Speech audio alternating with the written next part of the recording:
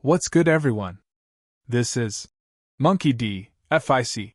And boy, do we have a treat for you. What if Luffy witnessed Roger's execution and survived? Hit subscribe and the bell. Let the story begin. Chapter 1. The last laugh. The square smelled like sweat and salt and something older. The particular sharp tang of a crowd that had gathered not to celebrate but to consume. Tens of thousands of bodies pressed together under a sky the color of hammered bronze. The kind of sky that felt like it was holding its breath, waiting for something that couldn't be taken back. Monkey D. Luffy was 7 years old, and he had no business being here. He'd wandered off the docks 3 hours ago when Garp's ship made port. His grandfather had been arguing with another admiral about something Luffy didn't understand and didn't care about, and the crowd moving through the streets of Loguetown had seemed like it was going somewhere interesting. So Luffy had followed it the way he followed most things, without thinking, without hesitation, with his whole body leaning forward like a question mark. Now he was wedged between the legs of an enormous man in a fisherman's coat and a woman holding a small child on her shoulders, and he couldn't see much except the backs of knees and the occasional gap between bodies where the scaffold was visible, distant and wooden and high. "Oh," Luffy said, to no one in particular. "I can't see." Nobody answered. The fisherman didn't even look down. Luffy studied the situation for about 4 seconds, then started climbing. He grabbed the fisherman's coat and hauled himself up, found a foothold on the man's belt, and was sitting on his shoulders before the man could process what was happening. "Hey, what are you? Get down, I can see now," Luffy announced, as if this resolved every concern. The man sputtered. His wife, standing beside him, looked up at Luffy with an expression that cycled through outrage, confusion, and then something helpless and amused. The child on her shoulders waved. Luffy waved back. From up here the square opened wide, an ocean of faces, all of them angled toward the scaffold at its center. Marine soldiers lined the edges of the crowd in precise rows, hands on their weapons, backs straight, eyes scanning. Flags snapped in the sea wind. There were ships visible past the rooftops, tall-masted and numerous, more ships than Luffy had ever seen in one place, and he had grown up in a port town. And on the scaffold, standing between 2 enormous marine officers with their hands on his arms, was a man. Luffy had expected something. He wasn't sure what. Garp talked about pirates sometimes, usually while hitting Luffy with something, and the picture Luffy had built was vague and exciting and involved a lot of treasure. He'd expected a monster, maybe. Or at least someone frightening. Gol D. Roger didn't look frightening. He was tall, really tall, taller than the officers holding him, and they were big men.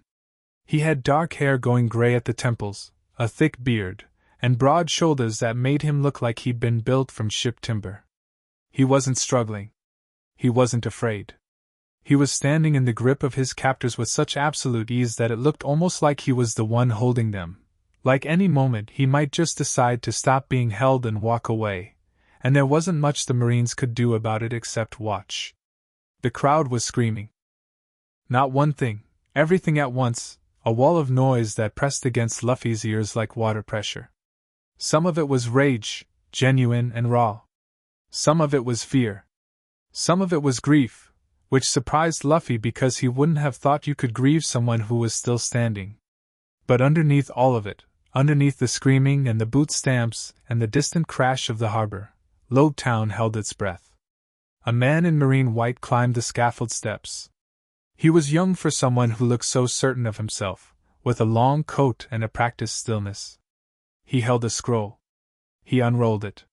He read. Luffy didn't listen to the words. He watched Roger's face. The man was looking out at the crowd with something in his expression that Luffy couldn't name yet. It would take him years to find the right word for it, and when he finally did it would feel obvious and enormous, and he was smiling. Not a small smile. Not polite or performative. A real one, the kind that started somewhere behind the eyes and came out warm and wide and completely without apology. The Marine with the scroll finished reading. Roger looked at him, then out at the crowd again, and he opened his mouth. "Whoa," the fisherman said suddenly, and around Luffy the noise of the crowd dropped like a stone into water. Roger's voice was not what Luffy expected. It wasn't a shout. It wasn't desperate or theatrical. It was easy, like talking to someone you'd known for years, like continuing a conversation that had been going on for a long time. "You want my treasure?" he said. The crowd didn't breathe. "It's yours. Go look for it." He paused, and the smile deepened, and something shifted in his eyes, something that looked, absurdly, like excitement, like a man who'd gotten exactly the ending he wanted and couldn't wait to see what happened next. "I left everything I had in that place." The Marine officer raised his hand. "This is it," the fisherman breathed, beneath Luffy. The woman with the child had pressed the child's face against her shoulder, so he couldn't see. But the child wasn't the one Luffy was thinking about. He was thinking about Roger's face. The hand came down. What happened next happened fast. Not clean, nothing about it was clean, but fast, the way the worst things always are, over before you can decide whether to look away. The crowd erupted. Not one kind of eruption but many, layered and contradictory, wailing and cheering and screaming, and somewhere close to Luffy, a man's voice cracking completely apart, and the sound was so enormous and so sudden that Luffy felt it in his chest like a second heartbeat. He didn't look away. He was 7. He'd seen fish gutted and animals killed, and once he'd seen 2 men stab each other in a Fusha dock argument that Garp had to break up, and none of those things had made him feel this particular feeling, this thing that was happening in his chest right now, which was not grief exactly, and not fear exactly, and not rage, but some combination of all three that was also none of them, some feeling for which he didn't yet have language. Roger died laughing. That was the thing. That was the thing that Luffy would carry for the rest of his life, longer than he would carry almost anything else. In the last moment, and Luffy could see it from here, could see it clearly from his perch on a stranger's shoulders, in the last moment, Gol D. Roger threw his head back and laughed, really laughed, like someone had just told him the best joke he'd ever heard, like he was the luckiest man in the world, like death was a door he'd been wanting to walk through for a while now just to see what was on the other side. The crowd went insane. Luffy sat on the fisherman's shoulders in the middle of all of it, and didn't make a sound. The fisherman's shoulders were shaking. Luffy realized after a moment that the man was crying. Not dramatically, just quietly, steadily, the way some men cry who've been trying not to for a long time. His wife had turned away. The child on her shoulder was awake again and scared by the noise and crying in the simpler, uncomplicated way of children who don't understand what's happening. Luffy climbed down without saying anything. He stood on the cobblestones in the churning crowd and looked at the scaffold, which was now surrounded by soldiers, and he felt the feeling in his chest take shape, slowly, the way shapes emerge in fog as you walk toward them. Roger hadn't been afraid. Not of any of it. Not of the soldiers, not of the crowd, not of the moment. He had stood on that scaffold and looked at all of it, the screaming faces, the weapons, the end of everything, and he had laughed, like the whole world was in on a joke that only he fully understood, and he couldn't wait for everyone else to figure it out. "You want my treasure? Go find it." The crowd shoved against Luffy from all sides and he stood in it like a rock in a river, and he thought, I want to understand why he was laughing. Not the treasure. Not the title. Not whatever the Pirate King was supposed to mean. He wanted to understand the laugh. He found the alley by accident, which was how Luffy found most things worth finding.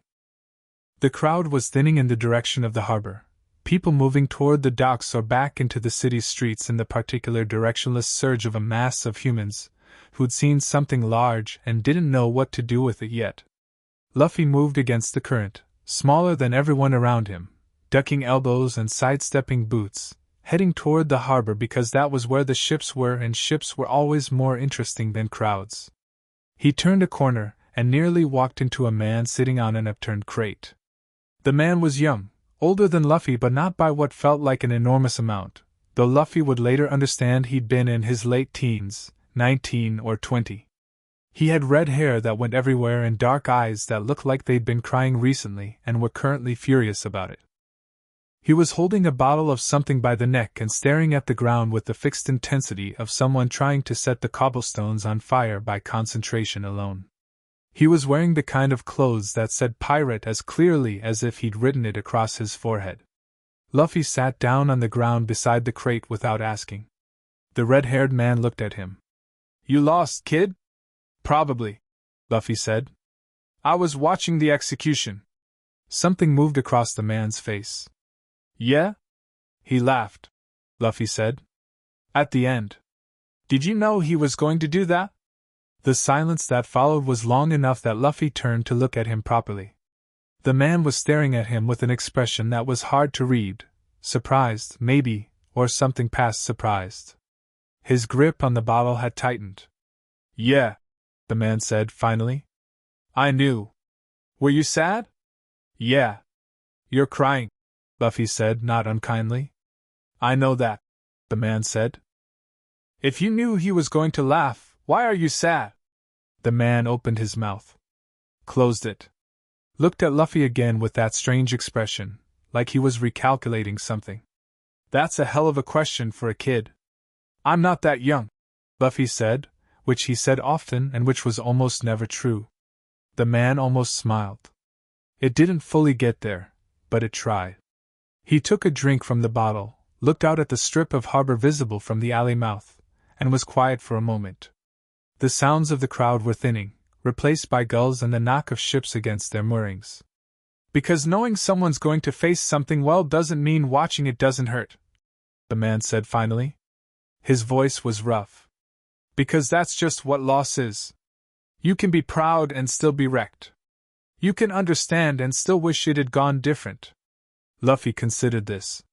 He didn't look like he wished it had gone different. "No," the man agreed. "He didn't. I think he got what he wanted." The man looked at him sharply. "Not angry, something else." "Yeah," he said slower. "What makes you say that?" Luffy pulled his knees up to his chest and looked at the harbor. There were ships out there flying all kinds of flags. He couldn't read all of them yet, but he was working on it. He was excited, Luffy said. At the end. He looked excited. Like something was starting, not ending. The red-haired man was very still. "What's your name, kid?" "Luffy." "Monkey D. Luffy." He looked at the man. "What's yours?" "Shanks." He paused. "Red-haired Shanks." Luffy nodded seriously. "That makes sense. Your hair's really red." This time the almost smile got a little further. "Yours is pretty dark for a monkey D. Garp says I look like my dad. I've never met my dad." Shanks absorbed this. He looked down at the bottle in his hand, then back at Luffy. "Who's Garp?" "My grandfather. He's a Marine. He's going to be really mad when he finds out I wandered off." Luffy said this the way someone reports weather, factual, untroubled. Shanks made a sound. "Garp, as in Vice Admiral Monkey D. Garp? He's an admiral now, I think. He keeps arguing about it." There was a beat of complete silence. "Your grandfather," Shanks said slowly, "is Monkey D. Garp." "Yep." "And you watched the execution." "Yep." "And you think Roger got what he wanted." "Yep." Shanks looked at him for a long moment. Then he laughed. Not big, not like Roger's laugh, but real, the first real thing that had come out of him since Luffy sat down, something that surprised even him. He rubbed the back of his neck with one hand and shook his head. "Kid," he said, "you are something else." "Do you want to be a pirate?" Luffy asked. "I am a pirate." "Oh." Luffy thought about this. "Are you going to look for his treasure? The Pirate King's?" Shanks was quiet for a moment. The harbor sounds filled the gap, wind and water and the distant shout of a dockhand. "Eventually," he said. "Or something like it." "I want to be a pirate," Luffy said. It came out simply, naturally, the way things do when they've been true for a while but only just got spoken. "I want to be Pirate King." Shanks looked at him sideways. "That right?" "I want to understand why he was laughing," Luffy said. I think you have to get all the way to the end to understand it. All the way through everything. He paused. The treasure's probably part of it. But I don't think that's all of it. Shanks was quiet for a long time. Long enough that the light in the alley changed, the bronze sky above Loguetown shifting toward the flat gray of late afternoon. He took one more drink from the bottle and then set it down on the cobblestones beside the crate. Roger used to say something, he said. He'd say that a man who can laugh at the end of everything is a man who lived every moment fully. You can't fake that laugh. The sea knows. He paused. He said the sea always knows. What does that mean? I didn't understand it when he said it. Shanks's voice was quiet. I'm starting to. Luffy turned to look at him properly. Shanks's face in the fading afternoon light was young and old at the same time, the way faces get when they've seen things that rush the aging process on them. His red hair was still wild. His eyes were dry now, though the evidence of the crying remained, and he was looking out at the harbor with the expression of someone looking at a road they're going to walk and counting its length. Were you his crew? Luffy asked. Apprentice, Shanks said. On his ship. Yeah. So you sailed the Grand Line? To the end? Luffy stared. You've been to Laugh Tale? Shanks didn't say yes. He didn't say no. He picked up the bottle again, looked at it, then set it back down without drinking. There are things I can tell you and things I can't, kid. Some things aren't mine to share. This didn't frustrate Luffy the way it frustrated most people when adults hedged around things. He just nodded. He respected a person who knew what was theirs and what wasn't. He didn't know where that instinct came from, maybe from growing up around Garp, who was many things but never deceptive about what he would and wouldn't say. I'm going to sail the Grand Line, Luffy said. All the way through. How old are you? 7.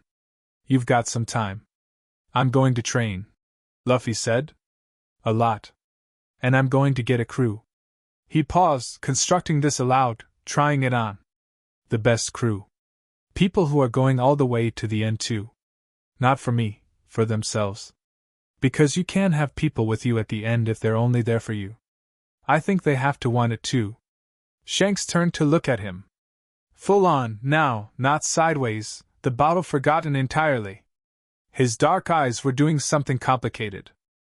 That, he said, is either the wisest thing I've heard from a 7-year-old, or you've been spending too much time with philosophers. I don't know what a philosopher is, Luffy said pleasantly. No, Shanks said. I suppose you don't. He stood up from the crate, unhurriedly, and stretched, arms overhead, shoulders rolling, the ease of someone whose body belonged to the sea and knew it. He was taller standing than Luffy had expected. He looked down at him, and the complicated thing in his eyes settled into something cleaner. You need to get back to your grandfather, kid, before he sends half the Marine fleet looking for you. He might have already, Luffy said, also standing, brushing street dust off his shorts. Then run. Luffy started toward the alley mouth, then stopped and turned back. Shanks was still watching him, hands in his pockets, a posture that was entirely relaxed but had something underneath it that wasn't relaxed at all, something attentive, measuring. Shanks, Luffy said. Will I see you again? The man's mouth curved. World's smaller than it looks, kid. Especially on the sea. Luffy took that as a yes. He turned and ran. He made it 4 blocks before a massive hand descended from above and lifted him off the ground entirely. Luffy! Garp's voice at full volume was something that happened to your bones before it happened to your ears. Luffy dangled from his grandfather's grip, feet kicking in the air, and looked up at the man's face, which was doing the thing it did when Garp was furious and worried at the same time, a particular combination that always resulted in Luffy getting hit with something but also, eventually, fed. Monkey D. Garp was enormous. Not just tall, wide, deep, the kind of person who took up more of a room than their dimensions suggested, purely by force of presence. He had a scar across his face, a jaw like a fortification, and a laugh that could rattle windows. Right now he was not laughing. He was staring at Luffy with eyes that had gone a specific shade of dark. You were in the square, he said. Not a question. I could see really well from that guy's shoulders, Luffy said. He was tall. Garp stared at him for a long moment. Then he exhaled, a long, complicated breath that seemed to come from somewhere very deep, and set Luffy down on the cobblestones, keeping one hand on his collar. You watched it, he said. Yeah. And? Luffy looked at him. Garp's face was doing something that Luffy rarely saw it do, which was uncertain. Not about Luffy, not that kind of uncertainty. Something larger. His grandfather looked out toward the square, where the crowd noise had finally settled into an ordinary city hum, and something crossed his expression that was hard to pin down. Garp had known Roger. Luffy knew this in the vague way children know things that adults try to minimize, through fragments overheard, through gaps in conversations, through the particular weight that settled on Garp whenever anyone said the name. He laughed, Luffy said. At the end. He laughed and told everyone to go find his treasure. Garp said nothing. Were you there? Luffy asked. No, his grandfather said very quietly. I wasn't. Luffy nodded. He reached out and grabbed his grandfather's sleeve, not pulling, just holding, the way he sometimes did when he understood something was larger than him even if he couldn't see all of its edges. He was really something, Luffy said. Wasn't he? Garp looked down at him. His face had closed down into the professional blankness he wore when he didn't want to answer, but underneath it, for just a moment, something cracked through, something raw and certain and mourning. The biggest damn fool I ever met, Garp said. And the most alive. They stood there together on the Loguetown street in the aftermath of the day, the harbor visible past the rooftops, the flags still snapping in the wind. Somewhere above the city, the bronze sky had finally given up holding its breath and gone the deep purple red of real evening. Gramps, Luffy said. What? I'm going to be Pirate King. Garp hit him on the head, which was expected.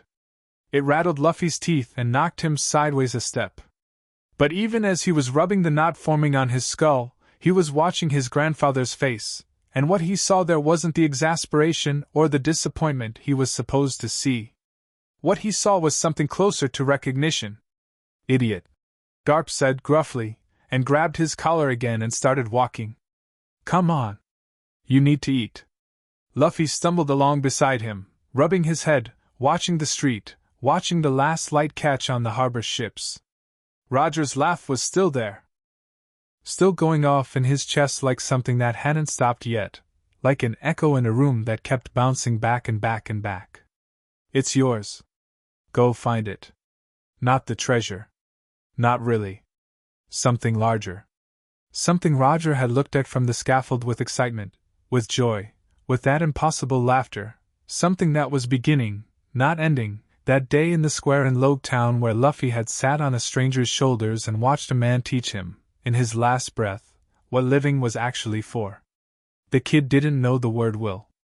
Didn't know that what was moving through him now had a name, that people older and wiser and infinitely more powerful had spent lifetimes trying to understand it, that the thing he just picked up off the cobblestones of Loguetown without even knowing he was reaching for it was one of the most dangerous and incandescent things in the world. He just knew the laugh. He knew it the way you know a truth that lives in the body rather than the head, wordless, certain, felt in the sternum and the gut, and somewhere behind the eyes. He knew it the way he would know the sea. And Monkey D. Luffy walked beside his grandfather through the evening streets of Loguetown and was quiet for the first time in recent memory, and in the silence he was building something, though he couldn't have told you what. That night, Garp's ship was anchored in the harbor, and Luffy sat on the bow with his legs dangling over the side and watched the lights on the water. The crew gave him space. They could feel something in the air around the Vice Admiral's grandson that they didn't want to interrupt, not grief, not fear, something more like weather, like the particular pressure before a storm that makes animals go quiet and sailors check their rigging. The stars came out over Loguetown one by one. Luffy looked at them the way he looked at the sea, like they were personally meant for him, like the whole enormous size of everything was not intimidating but inviting, a space to move through rather than a weight to be crushed under. He thought about Roger. He thought about Shanks, sitting on a crate in an alley, crying with his eyes dry, saying the sea always knows. He thought about his grandfather's face when he'd said the most alive. He thought about what it would take.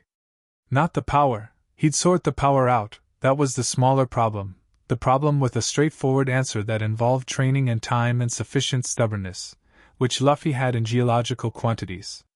The power was the easy part. He thought about what it would take to laugh at the end. To reach whatever Roger reached, whatever place or state or understanding had turned a condemned man's last moment into something that felt, somehow, even from a distance, even from the shoulders of a stranger, like a beginning. He thought you'd have to live a very specific way to get there. Not a comfortable way. Not a safe way. You'd have to go all the way into things. You'd have to not hold back from anything, not the love or the risk or the pain of it. You'd have to let all of it be real and enormous. You'd have to feel everything and keep going. You'd have to be the kind of person who ate the good moments whole and didn't flinch from the bad ones.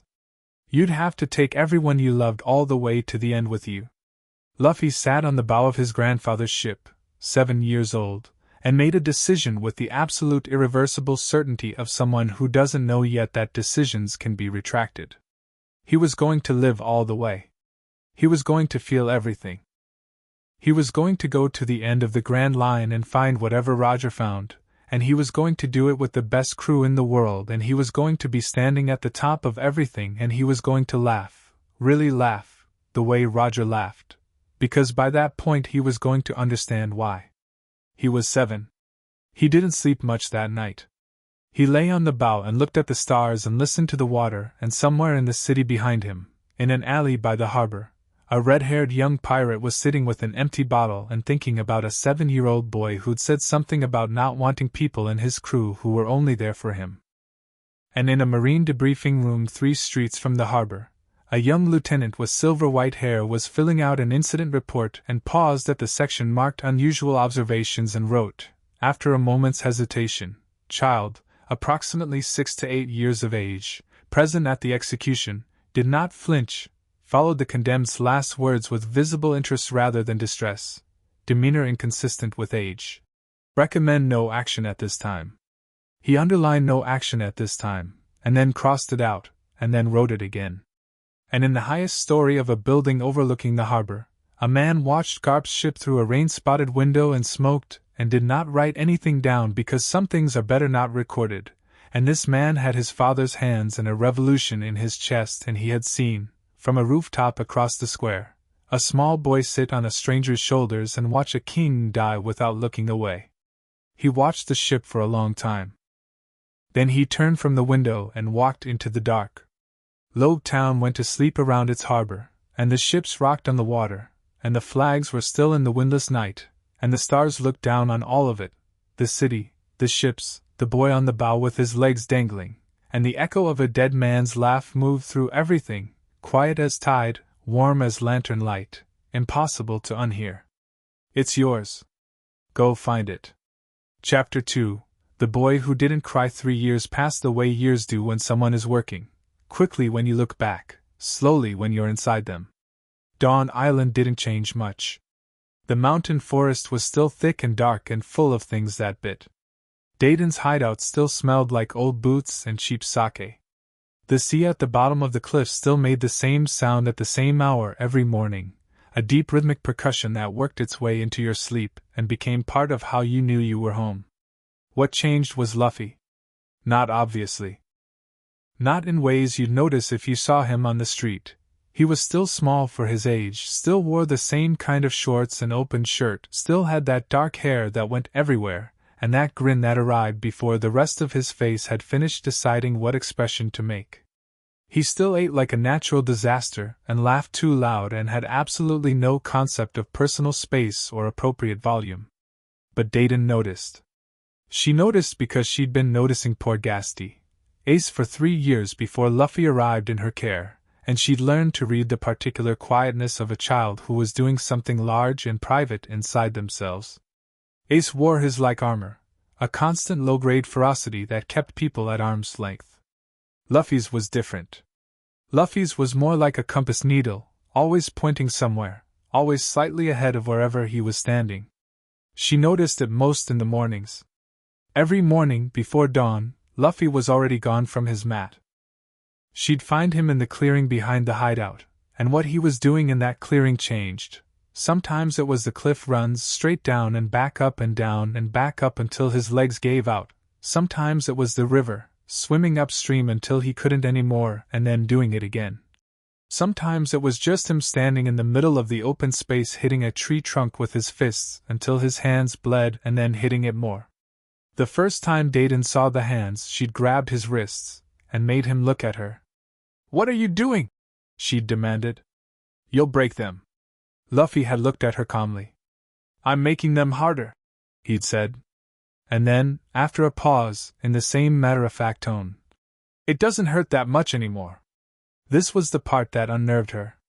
Not the training. She'd seen Ace drive himself hard, had seen plenty of young men with points to prove nearly kill themselves proving them. What unnerved her was the absence of drama about it. Luffy didn't train like he was angry. He didn't train like he was trying to impress anyone. He trained the way you eat breakfast, because it needed doing, because it was part of what the day was, because there was somewhere he was going and the distance required a particular kind of body, and he was building that body with the patient certainty of a craftsman. Ace, who had never been patient about anything in his life, found this profoundly irritating. It was a Tuesday in early spring when it came to a head, which was fitting because Tuesdays were always when things came to a head at Dayton's. Some scheduling property of the mountain, maybe. Some alignment. Ace was 13, Luffy 10, and Ace had been watching his little brother run cliff drills since before sunrise with the expression of someone whose ego is being bothered in a place they hadn't expected to be bothered. "You've been doing that same circuit for 2 hours," Ace said from where he was sitting on a rock with an apple, deliberately casual. "Yep," Luffy said, not stopping. "It's the same cliff." "Yep. That's boring." Luffy reached the top, turned, and ran back down without answering. Ace watched him hit the bottom and come back up. He ate his apple. He watched Luffy do it again. He threw the core into the bushes. "Race me," he said. Luffy stopped at the top of the cliff, breathing hard but not as hard as he should have been after 2 hours. He turned to look at Ace. "Race you where?" "Summit." Ace nodded toward the mountain peak visible above the tree line. "First to the top." "You'll cheat," Luffy said pleasantly. "I absolutely will." Luffy grinned. "Okay." What followed was not so much a race as a controlled demolition of the mountainside.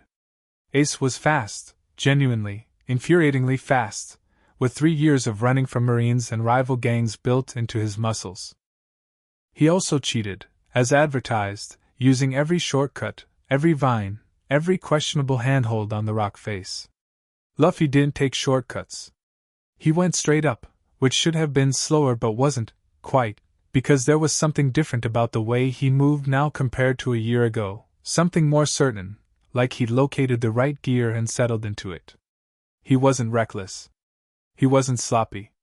Every grab, every foothold was deliberate, and the deliberateness had a kind of efficiency that ate distance in a way pure speed sometimes didn't.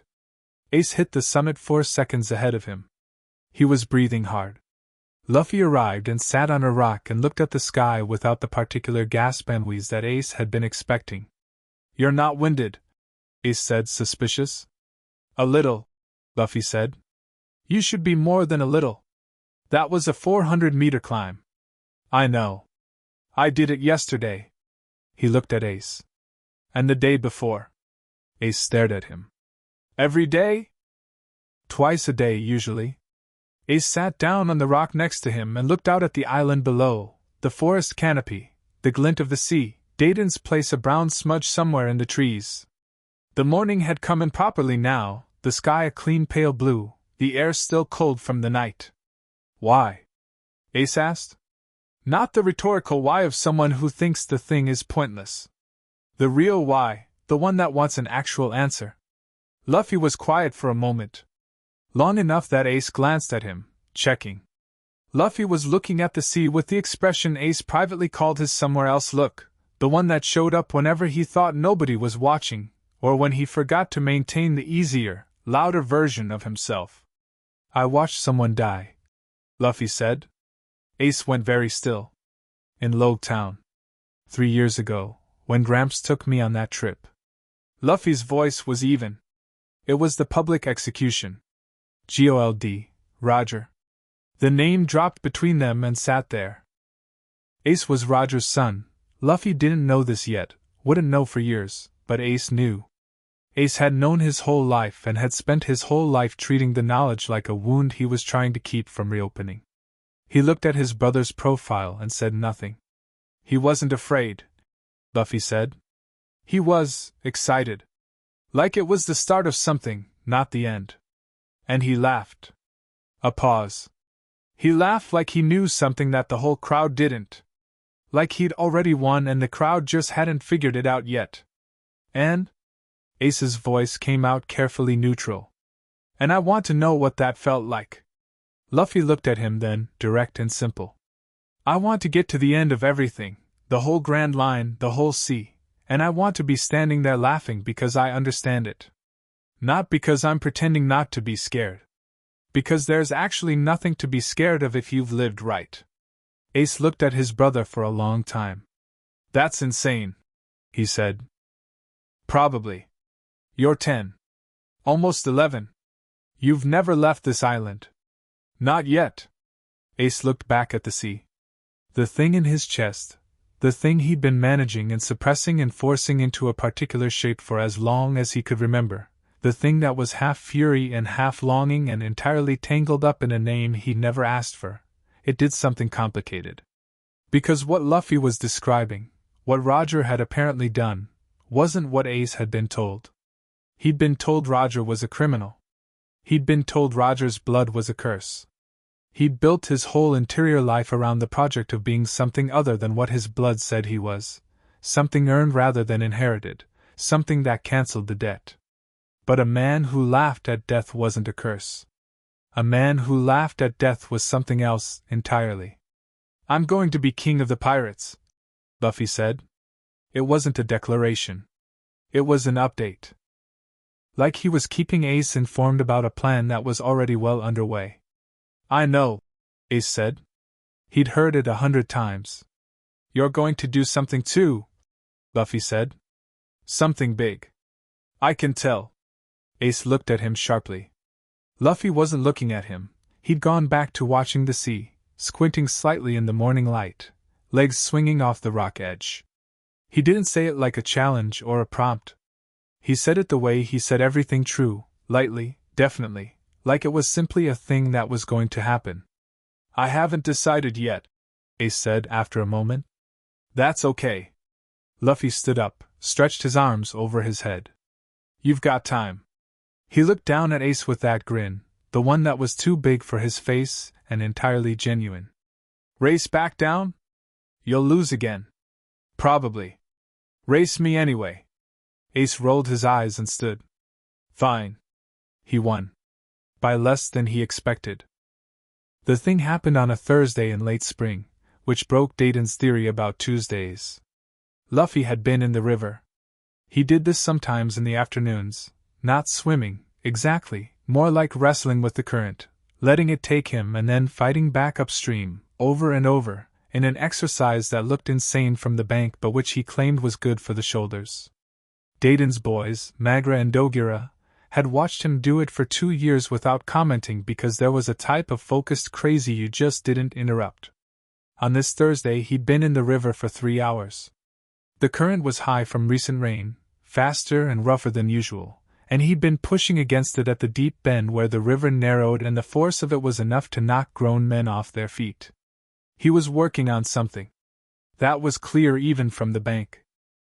He wasn't just fighting the current, he was trying to do something with his arms, some particular motion, some technique he'd constructed in his head and was trying to translate into his body, and it kept failing, and he kept resetting, and there was a quality to the repetition that wasn't frustration but was almost meditative, like he was in a conversation with the water. Then something changed. Magra noticed it first. He'd been half dozing on the bank and sat up straight and looked at the river and said, Hey! Dogira! Dogira looked. The water around Luffy's arms was different. Not choppy the way the rest of the river was, smoother, almost, but in a way that looked wrong, like the water was behaving with some consideration for Luffy's presence that it wasn't extending to the rest of the river. And Luffy had gone very still, which he almost never did in the water, standing chest deep in the current with his hands out in front of him and his eyes slightly unfocused. "What is he doing?" Dogera said. "No idea," Magra said. Then Luffy did the thing with his arms, the specific motion he'd been failing to execute for 3 hours, and the water moved. Not dramatically. Not like a wave or a current shift. More like a flinch, a sudden awareness, like the river recognized that something had touched it that was different from a body. Luffy stumbled. Caught himself. Looked at his hands. He stood there in the middle of the river for a very long moment. Then he said very quietly, "Oh." He waded to the bank. He sat down in the grass, soaking wet, and looked at his hands the way you look at something that has just done something you didn't expect. Not alarmed. Not frightened. Thinking. Magra and Dogera looked at each other. "Kid," Magra said carefully. "You all right?" "Yeah," Luffy said. He curled his hands into fists, then opened them. "Yeah, I'm good." He got up, wrung out his shirt, and walked back toward the hideout. That night, Dayton found him in the clearing again. Late, past midnight, the forest loud with insects, and the moon high and white. He was standing with his back to her, hands loose at his sides, doing nothing that she could see. She was about to tell him to go to sleep when she felt it. She couldn't have described it. It wasn't a sound or a sight. It was more like standing near a fire you couldn't see, a pressure, a warmth, a sense of something large and awake that shouldn't have been there. Every animal instinct she had, honed over decades of surviving on a mountain with bandits and marines and things worse than both, told her to be careful.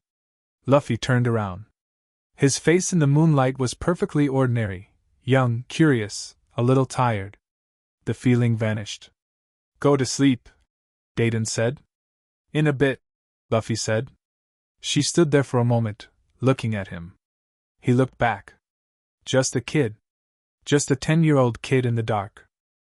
She went inside and poured herself a drink and sat at the table for a long time without sleeping. Garp arrived on a Sunday, which was the day Garp always chose to arrive, Sundays being the day most people expected to be left alone, which was precisely why Garp chose them.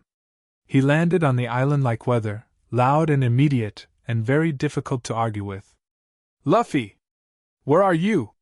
Get out here and fight your grandfather!" This was how Garp said hello. Luffy came out of the forest at a run, which was his normal speed, but there was something in his posture, a different angle on his shoulders, a particular quality of readiness that Garp registered in the half-second before Luffy hit him. Garp caught him, as usual. But it took a slightly different quality of attention than it had 6 months ago. He set the boy down and looked at him. Luffy grinned up at him, all teeth. "You're training," Garp said. "Obviously," Luffy said. "Show me." This was not an unusual request. Garp was a marine hero and a grandfather, and he maintained both roles simultaneously through the efficient system of hitting Luffy while calling it education. He'd been doing this for as long as Luffy could remember, and Luffy had, until recently, been quite bad at getting out of the way. What followed, in the clearing behind Dayton's, was not a lesson. Not exactly. It started as one, Garp coming at Luffy with his usual calibrated force, the particular grade of serious that he used when he wanted to teach rather than incapacitate, and Luffy responded the way he always responded, which was to move, duck, dodge, with varying success. Except the success rate had changed. Garp pulled a punch he hadn't planned to pull. He adjusted a grab by a margin that surprised him. Twice he found Luffy not where he'd expected Luffy to be, in a way that felt less like luck and more like Luffy had known where to not be. He stopped. Stood in the clearing with his hands at his sides and looked at his grandson. "You felt that," he said. Luffy blinked. "Felt what?" "When I shifted to the right. You moved before I did." "Did I?" "You knew where I was going." Luffy looked at his hands again, that same gesture from the river. Sometimes I know things before they happen, he said carefully. Just for a second. Like hearing something around a corner before you see it. Garp's expression went very quiet.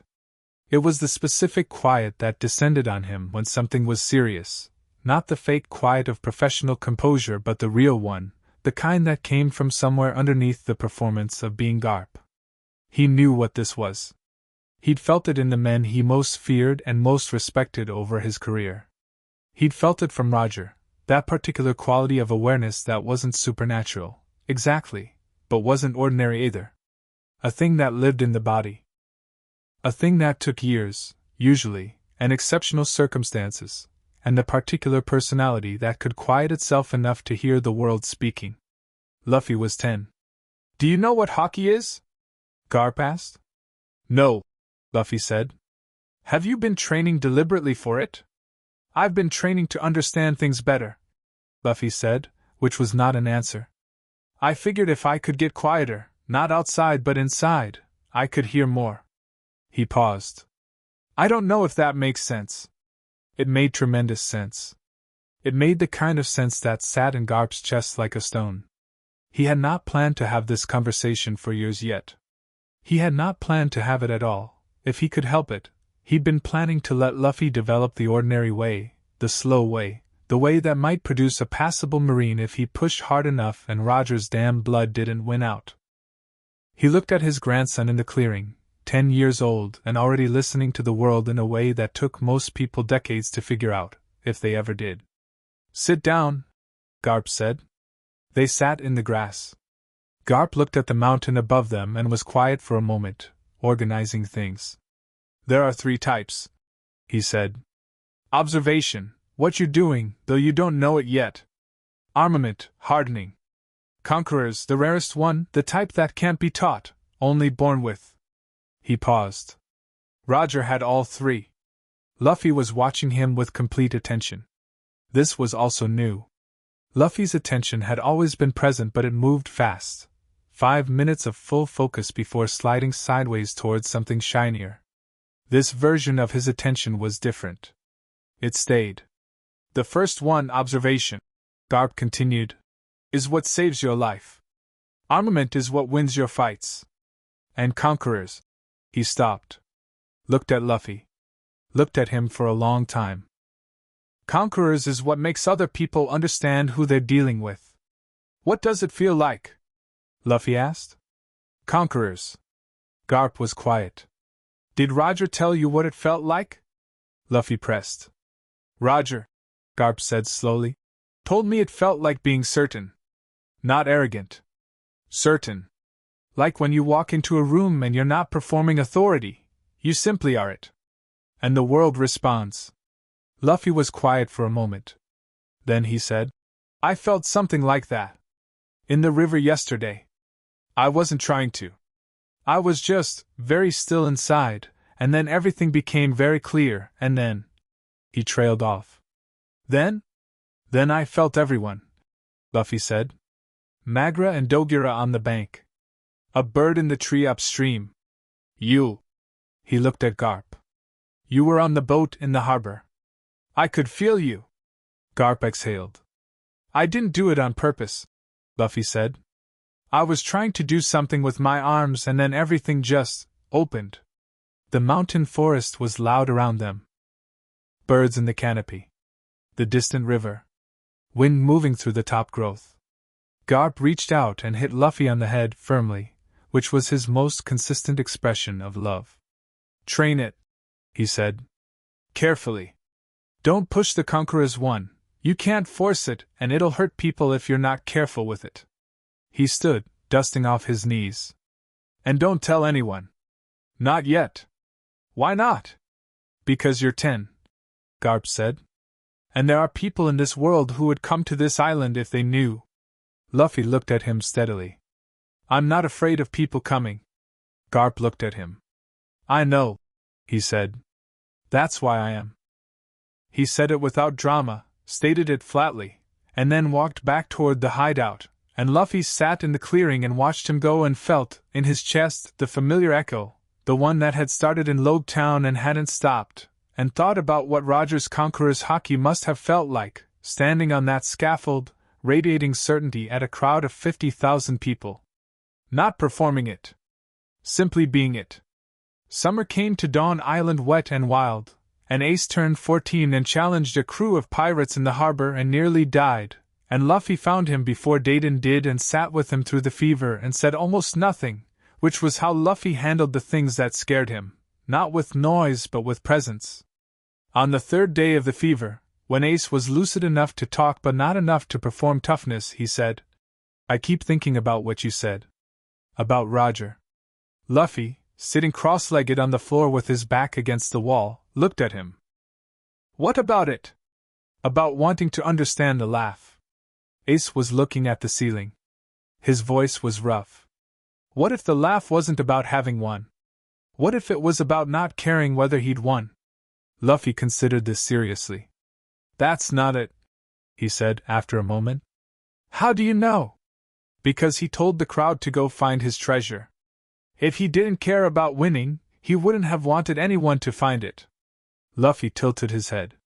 He cared. He cared a lot.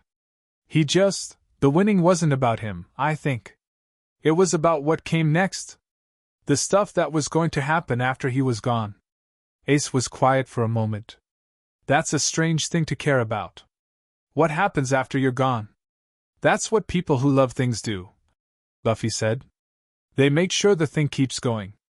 Ace stared at the ceiling for a very long time. "Luffy," he said. "Yeah. I'm going to sail too. When I'm older." "I know. Not with you." He said it with the particular emphasis of someone stating an independence that matters to them. "My own ship. My own crew." "I know," Luffy said. "It doesn't bother you?" Luffy looked at him like this was a very strange question. "Why would it? You have your own thing. I have mine." He paused. "But we're brothers." "Yeah," Ace said. "So when it matters, it matters. The rest is just details." Ace shut his eyes. The fever was pulling him back towards sleep, and he let it, and just before he went under he said, very quietly, "He would have liked you. I think." Luffy didn't ask who. He already knew. "Get some sleep," Luffy said.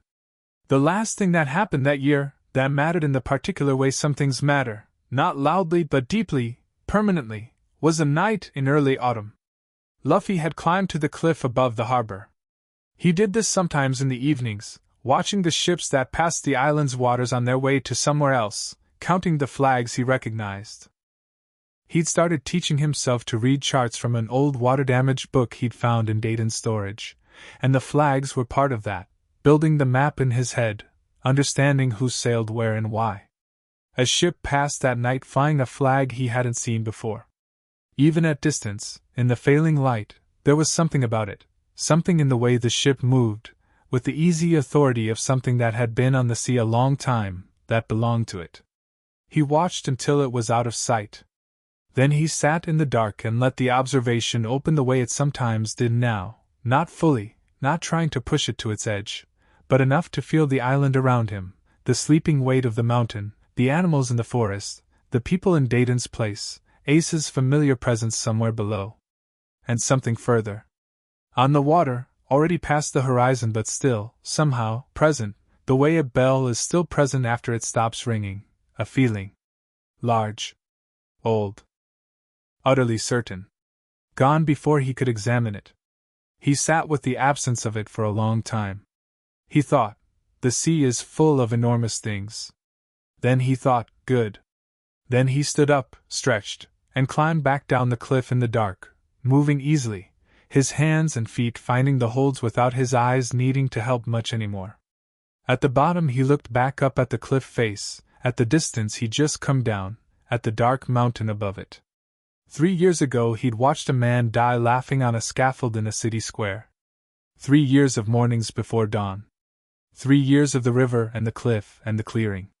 3 years of sitting with himself quietly enough to hear things he hadn't known were there. 3 years of his brother's company and his grandfather's fists and Dayton's gruff, complicated love and the mountain that never changed and the sea that never stopped moving. He was 10 years old, and he could feel the island. He had years yet before the sea would take him. He knew that. He was building toward it with the patience of someone who understands that the destination is fixed and the only variable is the condition you arrive in. He walked back to the hideout through the forest, stepping quietly over roots and stones, not thinking about anything in particular, just walking, just being in the body he was building, just feeling the solid alive reality of the world around him, the insects and the trees and the smell of rain coming off the mountain and somewhere ahead the light in Dayton's window. He stepped inside. The mountain bandit was asleep at the table, a cup overturned near her hand, snoring magnificently. Ace was on his mat, one arm thrown over his face. The fire had burned down to coals. Luffy settled on his mat, pulled a blanket up, and looked at the ceiling. He closed his eyes. In his chest, steady and warm and impossible to unhear, Roger's laugh. Still going. Still beginning. Chapter 3. Red and Gold. Shanks arrived on a Wednesday, which meant nobody was prepared. He came in on a small vessel with a crew that looked like they'd been drinking since the previous Thursday and hadn't found a compelling reason to stop. The ship was not impressive. The flag was the red and white Jolly Roger of the red-haired pirates, which was the kind of flag that made harbor officials suddenly remember urgent business elsewhere. But Fu Sha Village's harbor official was 73 years old and hard of seeing and simply waved them in because a ship was a ship and ships brought commerce and commerce was good. Luffy was on the dock when they came in. Not waiting for them, he didn't know they were coming. He was there because he was usually somewhere near the water in the mornings, having finished his cliff runs and moved to the harbor to watch the shipping lanes and eat whatever Makino had left out for him, which today was a heel of bread and some dried fish that he consumed in approximately 45 seconds. He saw the flag and felt something in his chest move. Not observation, he hadn't opened it, hadn't been paying that kind of attention, had just been sitting on the dock eating his bread and squinting at the horizon. This was something else. Recognition, maybe? The particular internal shift of a thing that was connected to a significant memory. The ship tied up. The crew came off in various states of enthusiasm. And then, at the gangplank, red hair catching the morning light like something deliberately theatrical, Shanks. He was 22 now, broader in the shoulder than Luffy remembered, with a scar across one eye that he hadn't had in that Loguetown alley. Still wild-haired. Still dark-eyed. He stepped off the gangplank and stretched and said something to the man behind him that made the man laugh, and then he turned and looked at the harbor, cataloging it the way sailors do: exits, mooring positions, depth of water, general threat level, and his gaze reached the dock and found Luffy. He stopped. Luffy waved. Shanks walked over, hands in his pockets, the particular unhurried walk of a man who had nowhere better to be and knew it. He stopped in front of Luffy and looked at him, this time down, since Luffy was still sitting on the dock edge, and something moved in his expression. "You grew," he said. "You got a scar," Luffy said. "Fair trade." Shanks crouched down so they were at eye level. He was looking at Luffy the way he'd looked at him in the alley, that complicated, measuring look, like he was checking something against a mental record. "How old are you now?" 13. Shanks nodded slowly. "You still want to be king of the pirates?" "Obviously," Luffy said. "Obviously," Shanks echoed, and smiled. It was a good smile.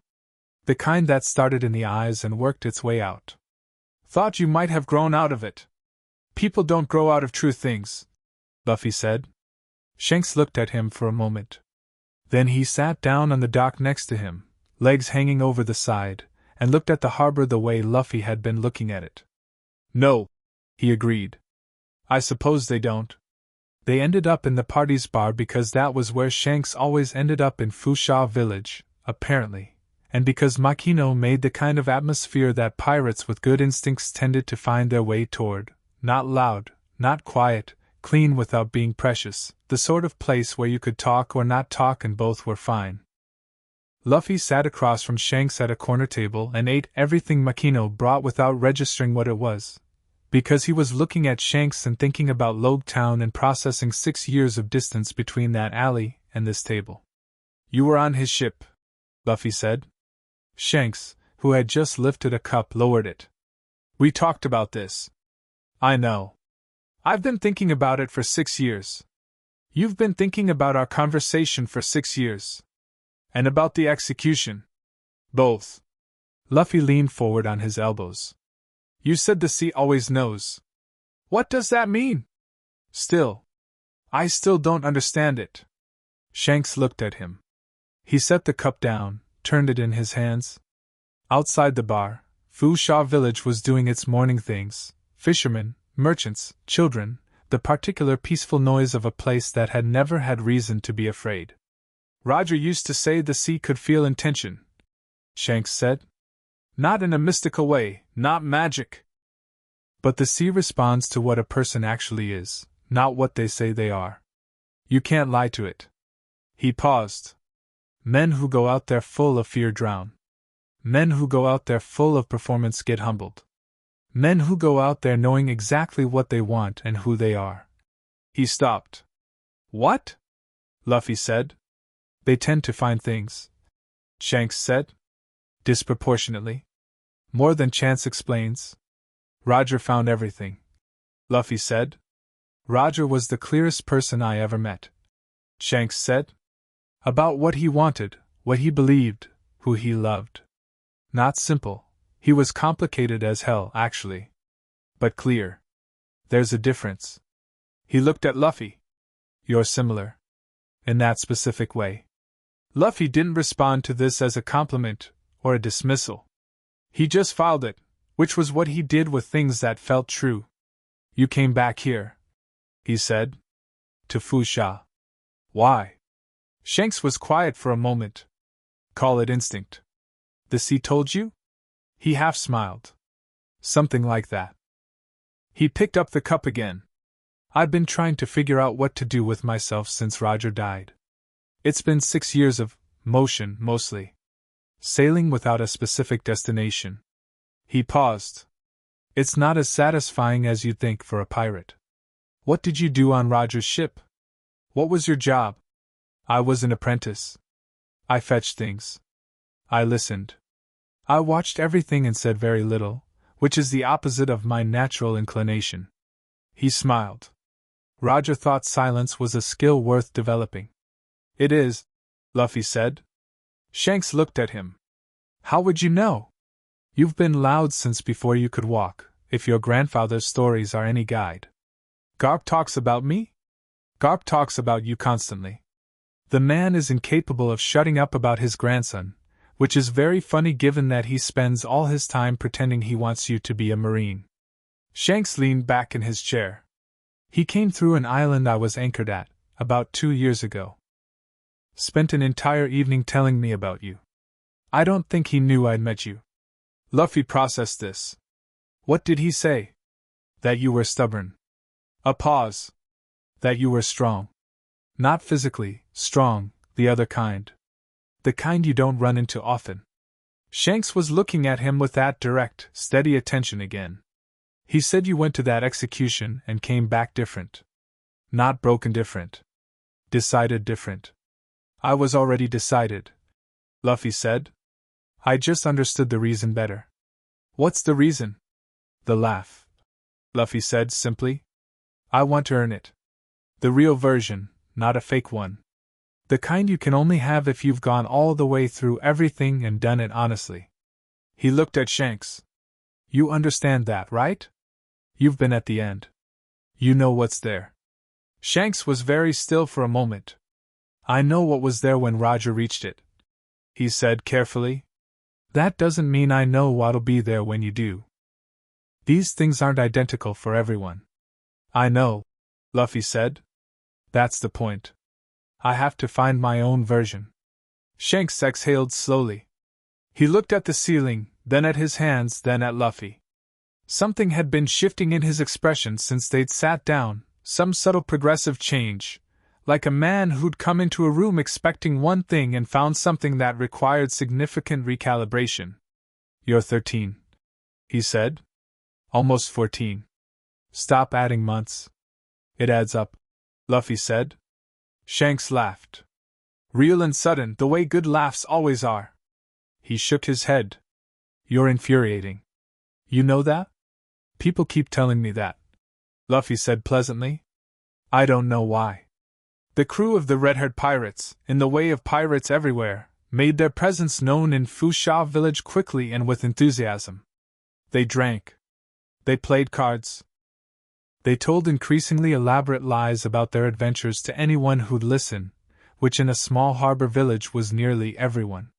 2 of them got into a wrestling match with some fishermen that ended in a draw and a profound mutual respect. Their chef cooked something in Makino's kitchen that made the bar smell extraordinary for the rest of the day. Luffy spent most of the time with Shanks, which was where he wanted to be, but in the late afternoon he went home to the mountain because Ace was up there and Ace needed to know. He found his brother on the path above the hideout, coming down with a brace of rabbits and the specific expression of someone who'd been thinking hard about something for too long. Shanks is in the village, Luffy said. Ace stopped. Red-haired Shanks? I know him. I met him in Loguetown. Ace stared at him. You never told me that. I told you I talked to someone after the execution. You didn't say it was Shanks. Does it matter? He was Rogers. Ace stopped himself. His face did the thing it did when it ran into the name, a quick complicated flicker there and gone. He was on Rogers' ship, he said more carefully. Apprentice, Luffy said. Yeah. He looked at Ace. Come down and meet him. I don't want to meet him. Why? Ace looked away. Down the mountain, toward the village and the harbor and the sea. His jaw was set. I just don't. Luffy looked at him for a moment. He didn't push. He knew when pushing worked with Ace and when it didn't, and this had the particular quality of not yet, something Ace needed to arrive at himself. Okay, he said. Another time. He went back down alone. The mountain bandits attacked at dusk. Not Dayton's crew, a different outfit, from further up the mountain, a group called the Higher Cat Bandits who were new enough to the area that they hadn't yet learned the very important lesson that Fusha Village's harbor was occasionally used by pirates of a specific caliber. They came down in a group of 12, armed, loud, and extremely confident in a way that suggested they hadn't done sufficient research. Luffy was back at the party's bar when he heard them coming. He felt them first, actually. The observation opened without him asking it to. It did that when something threatening was in his range, a reflex now, an automatic response he'd built over 3 years of deliberate practice.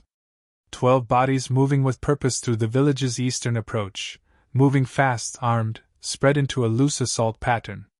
He stood up from the table. Luffy? Makino said. Bandits, he said. East Road. 12 of them.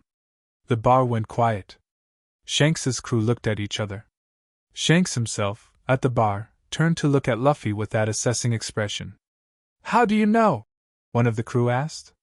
Luffy was already at the door. He walked out into the early evening, into the orange-gold light of the village at dusk, and stood in the middle of the main street and waited. They came around the corner in a mass, the kind of entry designed to intimidate, numbers and noise and the display of weapons doing the work of an advance party. Their leader was a big man with a scarred face and a machete, and he opened his mouth to deliver whatever opening threat he'd prepared. Then he saw Luffy. Just a kid.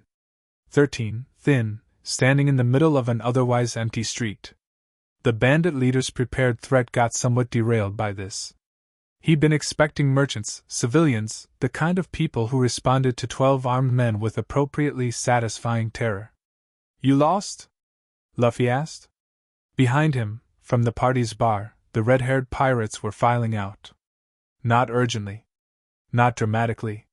With the ease of people who do this sort of thing often enough that it's stopped feeling urgent.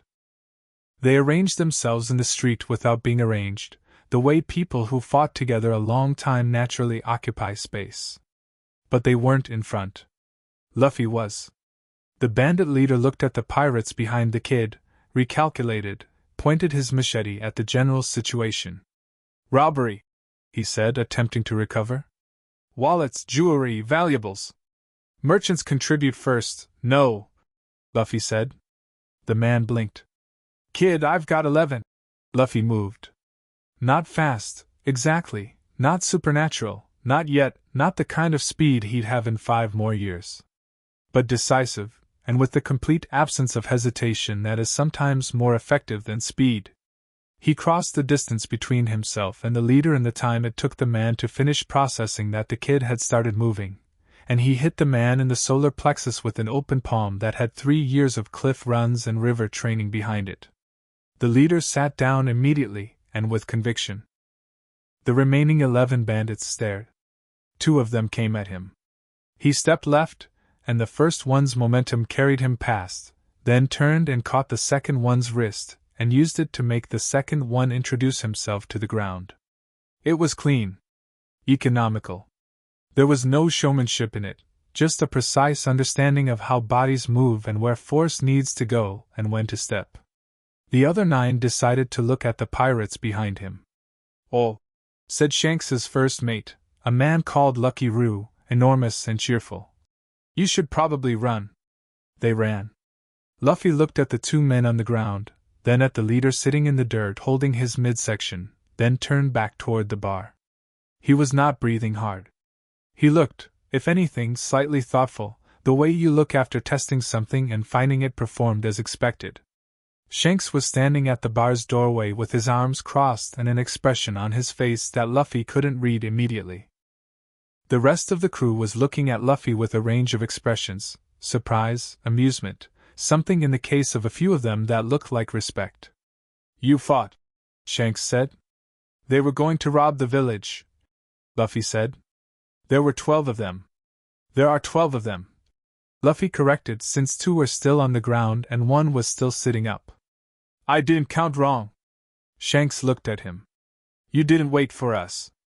I didn't need you, Luffy said without arrogance, the same tone he'd have used to say I didn't need an umbrella, it wasn't raining. Factual, clear, comfortable. Shanks was quiet for a moment. Then he stepped aside and held the bar door open and said, Drink with us. I don't drink, Luffy said. Eat with us then. Makino, the kid wants food, I can hear you, Makino said from inside. And yes, I'm already getting it. They ate and the crew told stories and Luffy listened, which he was better at than most people gave him credit for because his listening didn't look like listening, it looked like eating enthusiastically, but he caught everything. He caught the geography embedded in the stories, the route markers, the information about which islands had which dangers, which sea passages ran which currents.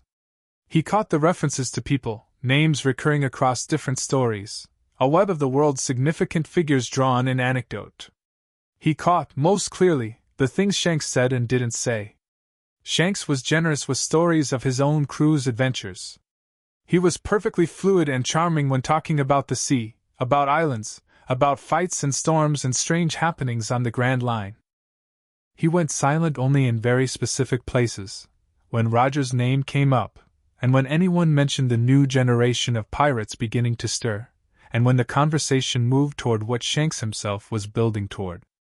Luffy, sitting across the table, filing all of this away with his particular patient attention, thought, he's waiting for something. He doesn't know what yet.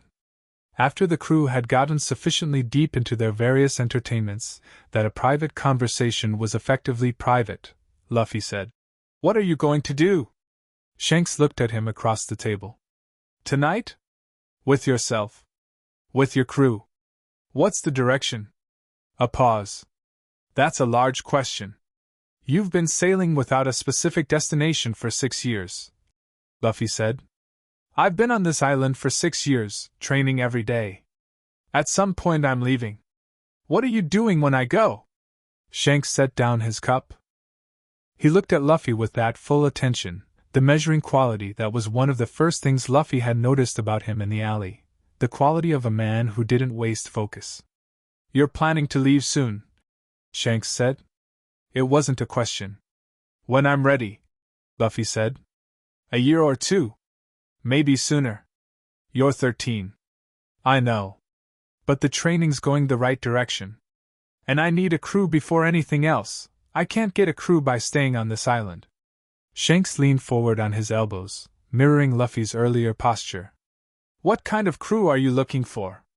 People who are going all the way, Luffy said. Not for me. For themselves. I said this before in Loguetown. I remember. Shanks was looking at him with something that was almost careful. And what do you offer them in return? Luffy thought about this. Not long, he'd thought about it before, many times, in the mornings before dawn in the clearing. Loyalty, he said. Absolute. Everything I have. If they're mine, I protect them with everything I've got, no conditions, no exceptions. Even if it costs everything. A pause. Especially then. Shanks was very still. And the adventure? Luffy added. Obviously. We're going all the way to the end. Anyone with me gets to see everything there is. Shanks exhaled slowly. He sat back. He picked up his cup and held it, and didn't drink from it, and looked at Luffy over its rim. You sound like him, he said quietly. Roger? In the way that matters. Not the surface. The underneath. Is that why you came? Luffy asked. Because you heard something about me and it felt like an echo? Shanks looked startled for just a moment, genuinely startled, which was apparently not his usual state. Then the surprise settled into something more honest. Maybe, he said. Garp talked about you, like I said. And I remembered that kid in the alley. And something said. He paused. Yeah. Maybe. Good, Luffy said. I'm glad you came. They were quiet for a moment. Around them the bar was warm and loud and alive, the crew's voices filling every corner, Makino moving between tables with the easy grace of someone comfortable in her own place. Shanks, Luffy said. The hat. Shanks's hand went to the straw hat on his head, unconsciously. He looked at Luffy. It was Roger's, Luffy said. Not a guess, he'd put it together over 6 years of thinking about the alley, about the hat, about the specific way Shanks wore it. Wasn't it? A long pause. Yeah, Shanks said. You should keep it, Luffy said. Until I'm ready. Shanks blinked. Keep it. You'll know when I'm ready. You'll come back and you'll know. Luffy looked at him calmly. And then you give it to me. And when I'm king of the pirates, I give it back. The bar noise went on around them, and the evening deepened outside, and Shanks looked at the 13-year-old across the table with the straw hat on his own head, and said nothing for a long time. Then, that's not how I was planning to handle the hat. How were you planning to handle it? I hadn't decided yet. Now you have, Luffy said. Shanks laughed. Again, real, sudden, the same surprised quality it had in the alley 6 years ago, like Luffy kept producing reactions Shanks hadn't queued up. He shook his head, that same gesture, and looked at the ceiling. You're the most unbelievable 13-year-old on the planet. Almost 14, Luffy said. I will throw something at you. The next morning came in off the sea on a warm current, and the village smelled like salt and bread and the aftermath of a good evening. Luffy was on the dock again, as usual, watching the shipping lanes, eating the breakfast Makino had sent with him via one of Shanks's crew members who happened to be walking that way. Ace appeared from the village side, which meant he'd come down from the mountain and through town, which meant he'd come on purpose. He sat next to Luffy on the dock and didn't say anything for a while. He's still at the bar, Luffy said. Shanks. I know. Ace was watching the water. His face was doing the complicated thing. I walked past it. Did you go in? No. Luffy ate his breakfast. A fishing boat was coming in on the morning tide, heavy in the water. Good catch. What's he like? Ace said eventually. Smart, Luffy said. Honest. He's still figuring out what he wants, I think. But he's the kind of person who gets there. He paused. He loved Roger. Still does. You can see it. Ace's hands, resting on his knees, tightened slightly. He said Roger was the clearest person he ever met. Luffy continued. About what he wanted and who he was. He looked at Ace sideways. He said Roger loved his crew more than anything. Ace was very quiet. I think you should talk to him, Luffy said. I said I didn't want to. I know. I think you should anyway. You don't know why I don't want to. I know more than you think, Luffy said, which was not an accusation. It was just true, and they both knew he meant it that way. Ace stared at the water. The fishing boat was at the dock now, crew working lines, their voices carrying across the harbor in the morning quiet. A gull landed on a piling 3 feet from Luffy and immediately became interested in the last piece of bread in his hand. He let it take it. What if he knows who I am? Ace said very quietly. Then he knows, Luffy said. So what? Ace's jaw set. Ace. Luffy turned to look at him properly. You're going to sail. You're going to go out there and make your own name and your own thing, and people are going to know who you are because of you, not because of whose son you are. That's already settled. That's just true. He paused. But hiding from anyone who knew Roger doesn't protect you from anything. It just makes you smaller than you are. Ace stared at him. You're 13. Almost 14. Stop doing that. Then stop being surprised when I'm right about things, Luffy said, and stood up and brushed dock dust from his shorts. I'm going to train. Come say hi to Shanks or don't. Up to you. He walked off the dock, leaving Ace sitting there with the sea and the gulls and the sound of the fishing crew working and something in his chest that he was still, after all these years, trying to find the right relationship with. Luffy was halfway through his cliff circuit when the observation caught something unusual. He stopped on the cliff top, breathing hard, and opened it fully, not the passive version, the active reach. He felt the island around him, its familiar geography of life, animals in the forest, Dayton's crew at the hideout, the village below, Shanks's crew distributed through the harbor area, Shanks himself, and something in the water. Far out. Difficult to pin down precisely, the observation's range on water was different from on land, less defined, more impressionistic. But something large. Multiple somethings. Moving with the deliberate, coordinated quality of organized ships. Not pirates, or not primarily. The quality of the presence was different, tighter, more angular somehow. More like a fist than a wave. Marines. He didn't know why he was certain, but he was. 3 ships. Coming toward the island at patrol speed, not a crisis response, just standard movement, probably a scheduled patrol route. He ran the cliff back down. He found Shanks in the bar finishing a late breakfast, Lucky Roo beside him, the rest of the crew in various stages of morning recovery. Marine patrol, Luffy said. 3 ships. Maybe 2 hours. Shanks looked up from his food. How do you know? I can feel them. A pause. Shanks's eyes did something. Connected a piece of information they'd been holding unconnected. Observation hockey, he said. Yeah. You're 13. Almost don't, Shanks said with emphasis. Lucky Roo was looking at Luffy with his head tilted. How far out? Far enough that they're not urgent. But they'll run your flag and send someone to check. Shanks leaned back. He was thinking, Luffy could see it, the particular quality of Shanks's quiet that meant active processing. After a moment he looked at Lucky and said, Let's not make trouble for the village. We haven't made any trouble, Lucky said reasonably. We exist near it, which is trouble enough for a patrol that's looking for a quota. Shanks stood, stretched, looked at Luffy. You could have just let them come and dealt with it. I could have, Luffy agreed. Why tell me? Luffy looked at him. Because they're not my problem. They're yours. The village knows me. I don't want Makino having to field questions about pirate crews anchored in her harbor. It's not fair to her. Shanks looked at him for a moment.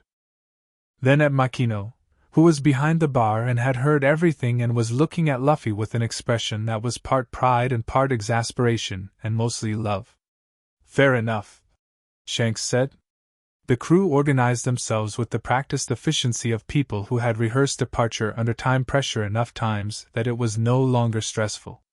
By the time 2 hours had elapsed, the ship was loaded, lines were off the moorings, and the red-haired pirates were pulling out of Fu Sha village's harbor on the tide. Shanks stood at the stern and looked back at the dock. Luffy was there, because of course he was. 2 years? Shanks called. Maybe sooner. I know, Luffy said. You'll be ready by then. I'll be ready before then, Luffy said. But I'll wait. Shanks shook his head, smiling. The ship was moving now, the harbor opening into the broader channel. His red hair whipped in the wind off the sea. He reached up and touched the brim of the straw hat, a gesture that was almost involuntary. Luffy watched until the ship was gone. Then he sat down on the dock in the space the ship had left and looked at the open water. Behind him, Fu Sha village went about its afternoon. The fishing boats rocked on their moorings. Somewhere up the mountain, Ace was either talking to Shanks or wasn't, and either way he'd be fine, because Ace was always fine eventually. That was the thing about Ace, he bent before he broke and he never broke. Luffy looked at the sea. He thought about the hat. About Roger wearing it. About Shanks wearing it. About the chain of it, the thing it represented, not ownership, not transfer, but something more like trust, the specific trust of handing something irreplaceable to someone and saying, I know you'll know what to do with this. He thought about crew. He thought about the Grand Line, which was out there past the horizon, full of things he couldn't yet imagine. He thought about observation, the feel of those marine ships on the water, the size of the world that his range was nowhere near reaching yet. He had work to do. He stood up. He stretched his arms, cracked his knuckles, looked up at the cliff behind the village, which he had run 47 times in the last week and intended to run more. He started running. That evening, Ace came back to the hideout late, later than usual. Luffy was on his mat, not sleeping, eyes open in the dark. I talked to him, Ace said in the doorway. Luffy didn't say anything. At the dock. Before they left. Ace came inside, kicked off his shoes, dropped onto his mat. He was looking at the ceiling. His voice was flat in the way it got when he was feeling something large that he hadn't finished processing. He knew who I was. Yeah, Luffy said. He said. Ace stopped. Started again. He said Roger used to talk about wanting a son. Before he got sick. That it was one of his regrets, that he'd never. He stopped again. Luffy waited. He said Roger would have been proud. Ace said very quietly. The night sounds of the mountain. The insects. The wind in the trees. Luffy didn't say I told you so, because that wasn't the thing needed. He just reached over in the dark and knocked his fist against Ace's shoulder, which was the form their physical affection took when they were being serious about it. Ace knocked back. They lay in the dark and didn't talk, and the mountain breathed around them, ancient and indifferent and solid, the way mountains are, and the sea at the bottom of the cliff made its sound, the same sound it always made, steady as a heartbeat, going and going and going. Chapter 4 Smoke and Steel. Luffy left Dawn Island on a Tuesday morning, 15 years old, in a boat that was technically a barrel with ambitions. He hadn't planned to leave on a Tuesday.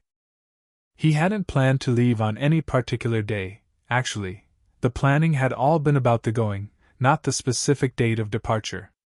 The date presented itself when he woke up before dawn and did his cliff run and came back and stood in the clearing behind Dayton's hideout and felt, with the absolute certainty of something that had been building for 2 years toward this exact moment, that today was the day. He ate breakfast. Everything in the kitchen, which was considerable. Dayton watched him eat with an expression she didn't bother to make professional, which for Dayton meant the complicated grief was just sitting on her face openly, no armor around it. He was going to miss her. He didn't say this because Dayton communicated better in action than in words, and also because if he said it she'd hit him, and then cry, and he'd feel worse about leaving, so instead he cleared his plate, and then cleared hers since she wasn't eating anyway, and then stood up. Don't die, Dayton said. I won't, Luffy said. Don't be an idiot. I'll try. You won't try, you never try, you just walk directly into everything without. She stopped. Her jaw worked. She looked away, out the window, at the mountain she'd been on for 30 years. Luffy crossed the kitchen and hugged her. Not long, a quick, complete, entirely genuine hug, the kind where you put your full self into it for 3 seconds and then let go. She didn't hug back.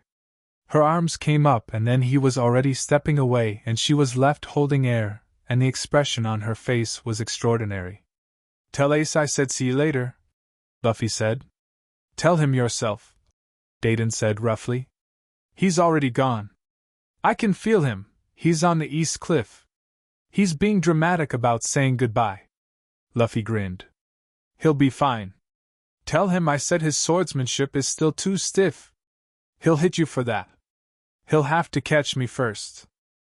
He picked up the small pack he'd assembled, food, a little money, the water-damage chart book he'd been studying for 2 years, and headed for the door. He stopped in the doorway and looked back.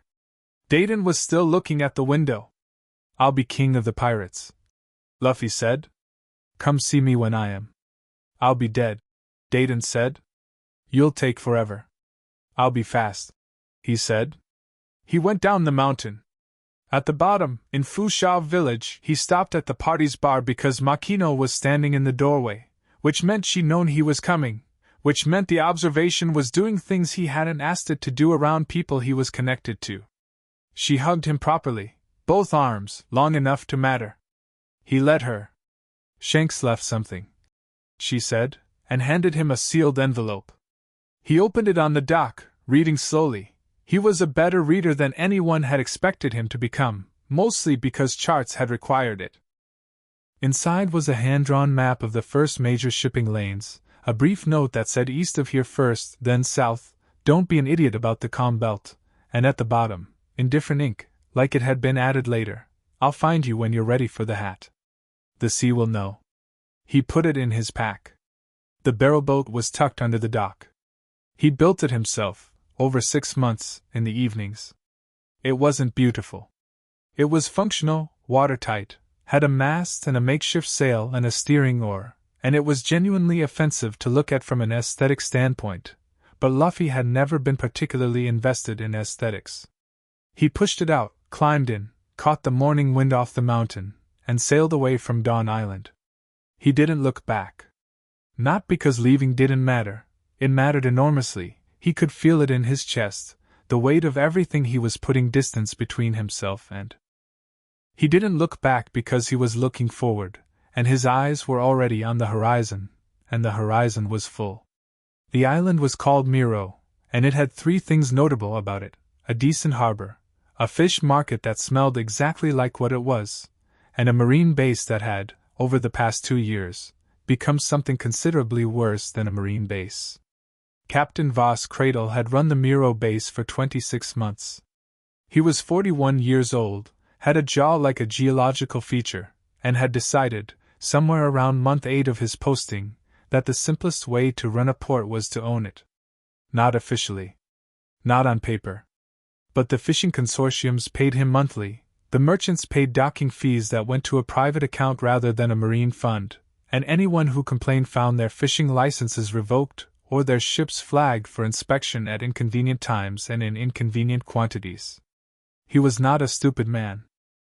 He was, in fact, a very intelligent man who had made a specific choice, that the system he nominally served was not going to reward him proportionally to his service, and that the gap between what he was owed and what he received was best filled by personal initiative. He had 40 soldiers under him who were, in varying degrees, either complicit or afraid. One of them, a very young Marine named Tally, barely 17, from somewhere in the North Blue, had written a letter 6 months ago to a superior officer. The letter had been intercepted.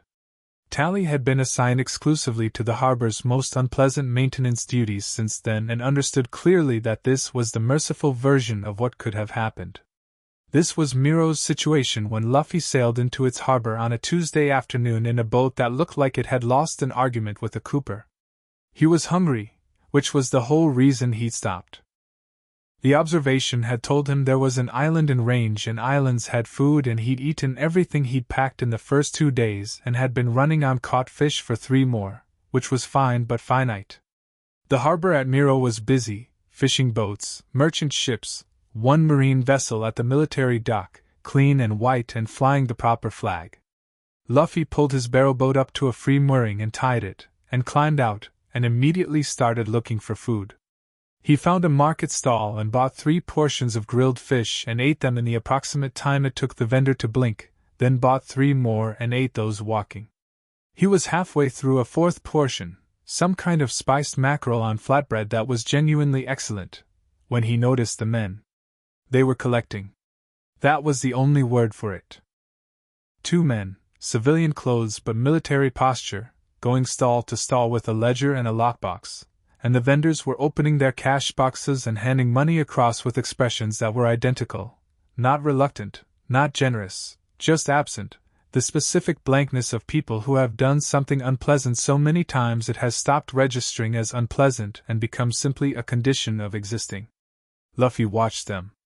He ate his mackerel. He watched the man with the ledger cross something out and write something in, watched the vendor look at the new figure and say nothing, watched money change hands. Watched the ledger man move to the next stall. Watched the pattern repeat. He tracked it across the whole market in about 4 minutes. 8 stalls. The amounts varied. The expressions didn't. He put the rest of his flatbread in his mouth and walked over to the ledger man. "Hey," he said. The ledger man looked at him. He had the particular wary alertness of someone who navigated their corrupt position carefully, alert to threats from multiple directions. He assessed Luffy, young, small, unfamiliar, arriving by barrel, and arrived at not a threat. "Market's closing in an hour," the man said. "You need something, buy it now." "Who do you work for?" Luffy asked. "Harbor Authority," the man said, and wrote something in his ledger. "Move along." Luffy looked at the vendor behind the stall, a woman in her 50s with flour on her apron and the blankiest expression he'd seen on a person who wasn't actively unconscious. He looked at her, and she looked at him, and something passed between them, the way things sometimes do between a person in a bad situation and a stranger who's looking directly at the situation without pretending not to see it. She looked away. Quickly. "Harbor Authority doesn't usually dress like that," Luffy said to the ledger man. The man's hand stopped moving on the ledger. He looked up. "Who are you?" "I'm passing through," Luffy said. "How much does this cost her?" He nodded at the flower-aproned woman. "That's not your how much?" The ledger man closed his ledger with a snap. His partner, the one with the lockbox, had been drifting closer without seeming to. "I'm going to need you to leave the market area," the ledger man said. His voice had shifted, the civilian casual dropped, something more practiced underneath. "Now. I haven't finished shopping," Luffy said. The 2 men brought 4 more. The 6 of them found Luffy sitting on a market bench eating something else. He'd circled back to the spiced mackerel stand because he'd liked it, and arranged themselves in the apologetic aggressive posture of people who expected this to be quick. "Captain Cradle would like to speak with you," one of them said. "About what?" Luffy asked. "About your presence in this harbor." Luffy looked at them, then at the mackerel. He ate the rest of it. Stood up. "Okay," he said. This was not the response they'd prepared for. He followed them to the marine base, which was up the hill from the harbor and had the clean white walls and formal construction of marine infrastructure everywhere, the same architect, seemingly, regardless of island. The base was medium-sized, running a complement of about 40 by the look of the activity, and in reasonably good repair. Inside, Captain Cradle was behind a desk. He was exactly what a corrupt marine captain looked like, not slovenly, not cartoonishly villainous, not any of the easy visual shorthands. He was large, neatly uniformed, had the posture of a man who'd once had standards and had replaced them with something that looked like standards from a distance. His eyes were intelligent. That was the thing Luffy noticed first. Not good or bad, just sharp. "Sit down," Cradle said. Luffy sat. "You're not from here," Cradle said. "Passing through," Luffy said. "Where are you headed?" "Grand Line." A pause. Cradle looked at him, at the youth, at the lack of anything impressive about the appearance, and something flickered in his eyes that was half amusement and half a more complicated feeling. Grand Line. In what ship? The one in the harbor. The barrel. It's not just a barrel, Luffy said. It has a mast. Cradle looked at him for a moment. He leaned back in his chair. You were in the market asking questions. I was buying mackerel, Luffy said. The mackerel was good. You were asking questions about my collection process. Your collection process, Luffy said, which was the most he commented on the phrasing, but he said it with a weight that communicated clearly that he noticed the choice of words. Cradle's jaw tightened by a millimeter. He was smart enough to hear what Luffy was doing. I run a tight port, he said. Fees are part of harbor operations. They go to the harbor? Luffy said. The jaw moved again. They go where they need to go. Into a private account, I think, Luffy said, which was a guess but a good one, the kind of guess that's built from pattern reading rather than evidence. He said it flatly, not as an accusation but as a statement of something they both knew. Cradle was quiet for 3 seconds. I have 40 soldiers on this base, he said. His voice was even. Completely even, in the way that evenness is used as a threat. I have a marine vessel in the harbor. You have a barrel. I noticed, Luffy said. You are 15 years old. I know. And you're sitting in this office talking to me like this. Cradle looked at him steadily. Why? Luffy thought about this seriously, because it was a genuine question and Cradle was a person who deserved a genuine answer even if the answer was an honest version of something unpleasant. Because someone in this market is being robbed, he said. And she has flour on her apron, and she's so used to it that she doesn't even react anymore. And that bothers me. Cradle looked at him. I don't know if you started out thinking this was okay, Luffy continued, or if you decided somewhere along the way that what you were owed and what you were getting were different. Probably the second one. He wasn't being cruel. His voice was perfectly conversational. But it doesn't matter how you got there. What's happening here is wrong. Says the 15-year-old in the barrel? Cradle said. Yeah, Luffy agreed. Says me. The silence in the office had a specific quality. Cradle was still, hands flat on his desk, and behind the intelligent eyes something was moving, not rage, not fear, the more complex motion of a man confronting something he'd been successfully avoiding confronting for 26 months. Get out of my office, he said. Leave my harbor by morning or I'll have you arrested for what? Luffy asked. I'll find something, Cradle said, which was honest at least. Luffy stood. Okay, he said. I'll leave in the morning. He headed for the door, then stopped. The girl, Tally, I think. The young Marine. You should let her do her job. Cradle went very still. You intercepted her letter, Luffy said. That means you read it. You know what she said was right. He walked out. The night market on Miro was smaller than the day market. A few stalls, locals mostly, the working end of the harbor population. Luffy found a place selling soup and sat and ate 3 bowls of it, and thought about his next move and whether he had one. He didn't particularly. He'd said what he had to say. Cradle was either going to change or not change, and there wasn't much a 15-year-old in a barrel could do to force the matter, and he was aware of this. He also wasn't naive enough to think that one conversation had fixed 26 months of corrupt habit. But he felt the island. Even without pushing the observation deliberately, he felt it around him, the 40 soldiers at the base, most of them carrying some quality of discomfort that wasn't quite guilt but was adjacent to it, the marketplace vendors with their business day exhaustion, Tally, the young Marine. Somewhere in the base doing something that felt like the distinct emotional signature of a person doing a miserable job while waiting to see if anything changes. He was finishing his 3rd bowl when he felt the other presence. Not from the island. From the water, a ship he'd missed when he came in, anchored further out than the harbor proper, running no lights. The quality of it was different from the marine vessel, different from the merchant ships.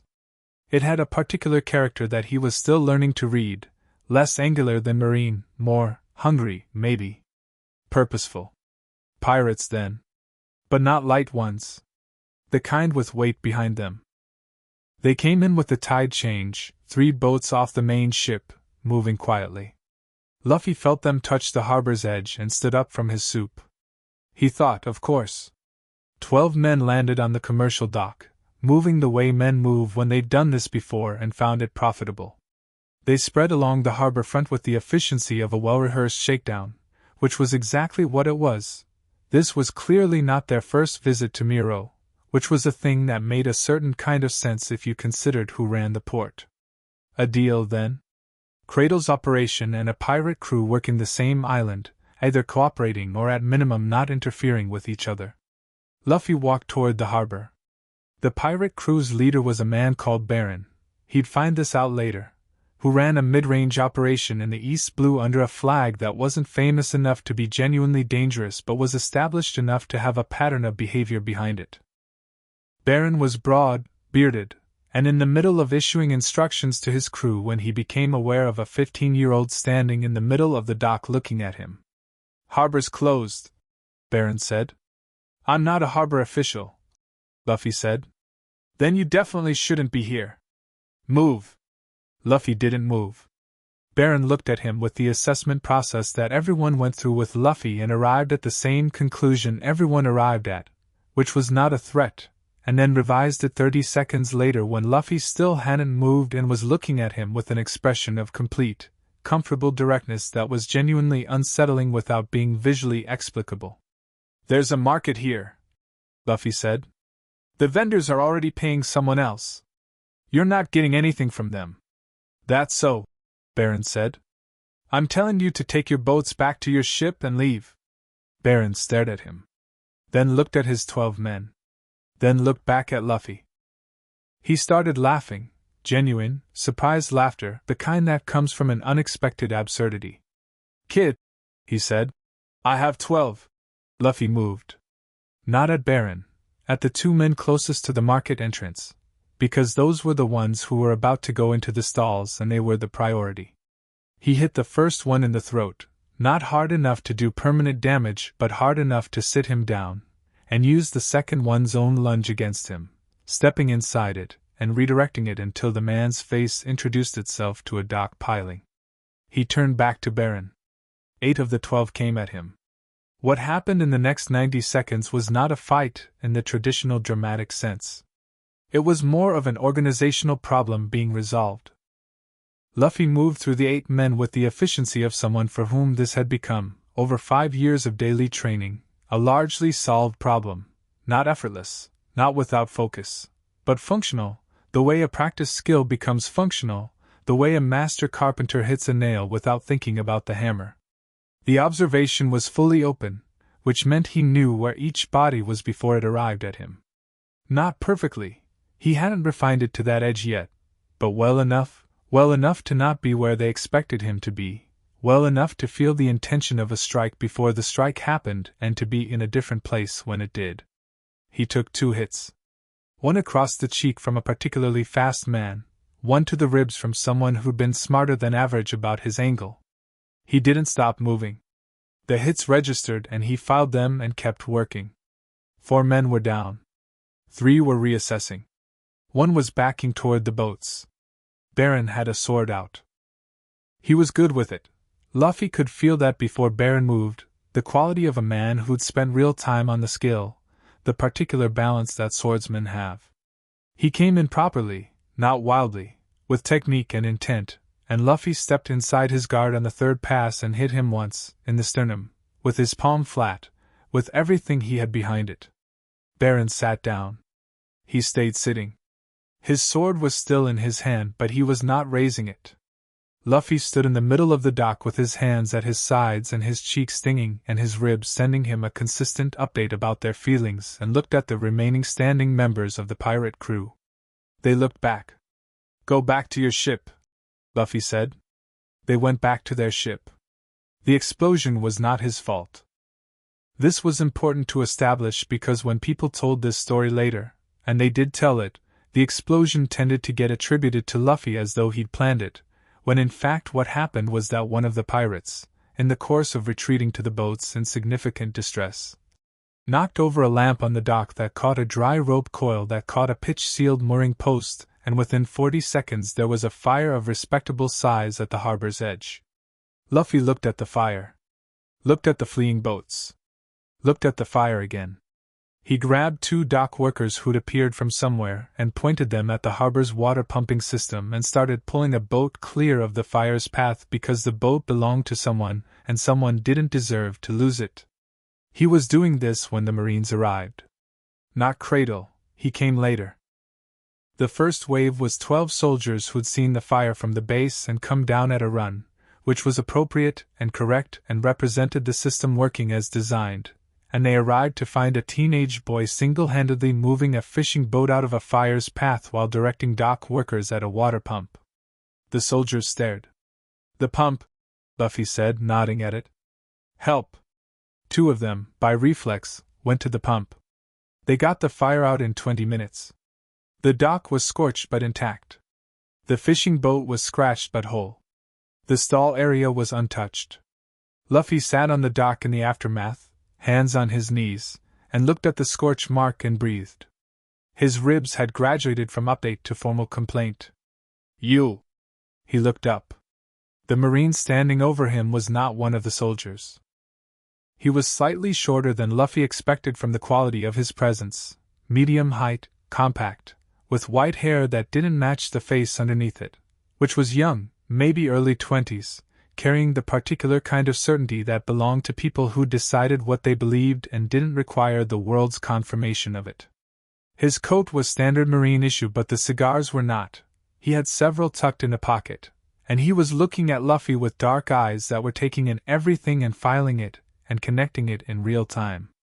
"You started the fire," he said. "I didn't start the fire," Luffy said. "You started the situation that caused the fire. The pirates caused the fire when they knocked the lamp over running away," Luffy said. "I caused the pirates to run away." A pause. The Marine's eyes were doing the same thing Cradle's had done, taking him in and processing the gap between what he looked like and what he apparently was. "You're not from here." "Passing through." "Where from?" "East Blue. Dawn Island." "Alone." "So far," Luffy said. The Marine crouched down so they were at eye level. Up close, his eyes had a quality that Luffy recognized from Garp, not the same intensity or weight, but the same kind, the kind that didn't look away from things and didn't dress them up. "Thalswick Smoker," he said. "Lieutenant." "Monkey D, Luffy," Luffy said. Smoker's expression changed by exactly 2 millimeters. "Monkey D. My grandfather is Garp." Another 2 millimeters. "I know who Garp is." "Most Marines do," Luffy said. Smoker looked at him steadily. "What happened here tonight?" Luffy considered what to say and then said all of it: the market, the collection, Cradle's office, the sense of the pirate ship offshore, the confrontation on the dock. He said it plainly, in order, without editorializing, which was something he could do when he tried. Smoker listened to all of it without interrupting. His face remained at its baseline expression, which appeared to be a kind of considered neutrality, the professional version of noncommittal. When Luffy finished, Smoker was quiet for a moment. "You walked into Cradle's office and told him his own corruption back to him," he said. "Yeah." "Alone?" "Yeah. At 15. I'm almost 16, Luffy said, and then stopped, because he told himself he was going to stop doing that. Smoker looked at him for a long time. There was something in his expression now that wasn't quite admiration and wasn't quite irritation, some middle territory, some place between the two where a more complex feeling lived, something like the particular response of a person who recognizes a quality they respect in a source they weren't expecting. "You're a pirate," Smoker said. "I will be," Luffy said. "I'm currently just a guy in a boat. A barrel. It has a mast." Smoker stood up. He looked at the dock, at the soldiers still working on the aftermath of the fire, at the harbor with the absent space where the pirate boats had been. He put a cigar in his mouth without lighting it. "You should leave," he said. "I was going to leave in the morning anyway." Luffy said. Leave now. My ribs would like me to sleep first. Smoker looked at him. Something shifted. Not softened. Smoker's face didn't appear to have a softening function, but shifted, made a specific accommodation. He looked away across the harbor. The pirate crew, he said. The ship offshore. Still there, Luffy said. He checked the observation. They're not moving yet. They'll probably wait and see. You can feel them. Yeah. Smoker was quiet. He bit down on the unlit cigar and looked at the water and was thinking something that he kept to himself, and Luffy didn't try to read it because some thoughts were private and he'd learned to respect the privacy of thoughts. Sleep, Smoker said finally.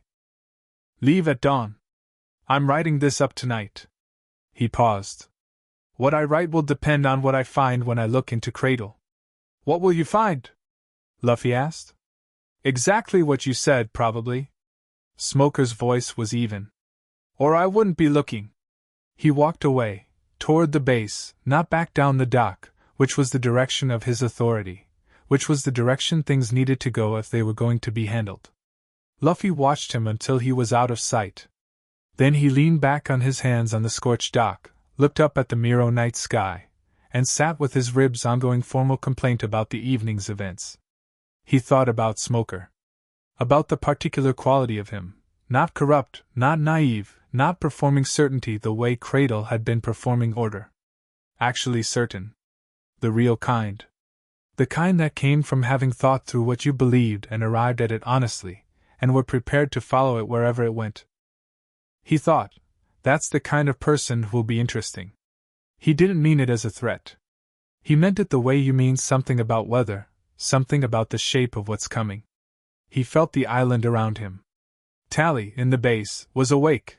He could feel the quality of her wakefulness, which was different from the wakefulness of someone who couldn't sleep and entirely similar to the wakefulness of someone who was listening hard to something.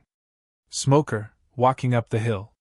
Cradle, in his office, which had the quality of a room where someone was sitting very still with a very loud interior. Luffy looked at the stars. He thought about Shanks's note. East of here first, then south. He thought about the Grand Line, which was getting closer with every day, which was enormous and treacherous and full of things that wanted to kill you and things that wanted to astound you and sometimes things that wanted to do both simultaneously. He thought about crew. He had no crew. He was 15, alone in a barrel, and he just walked into a marine captain's office and then dismantled a pirate boarding party and then helped put out a fire on a dock that arguably he had caused, at least in the generous reading of events. This was fine.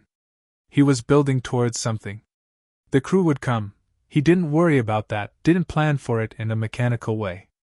He'd know the people when he found them. He'd feel them the way he'd felt everything else, the way truth feels when you're listening in the right direction.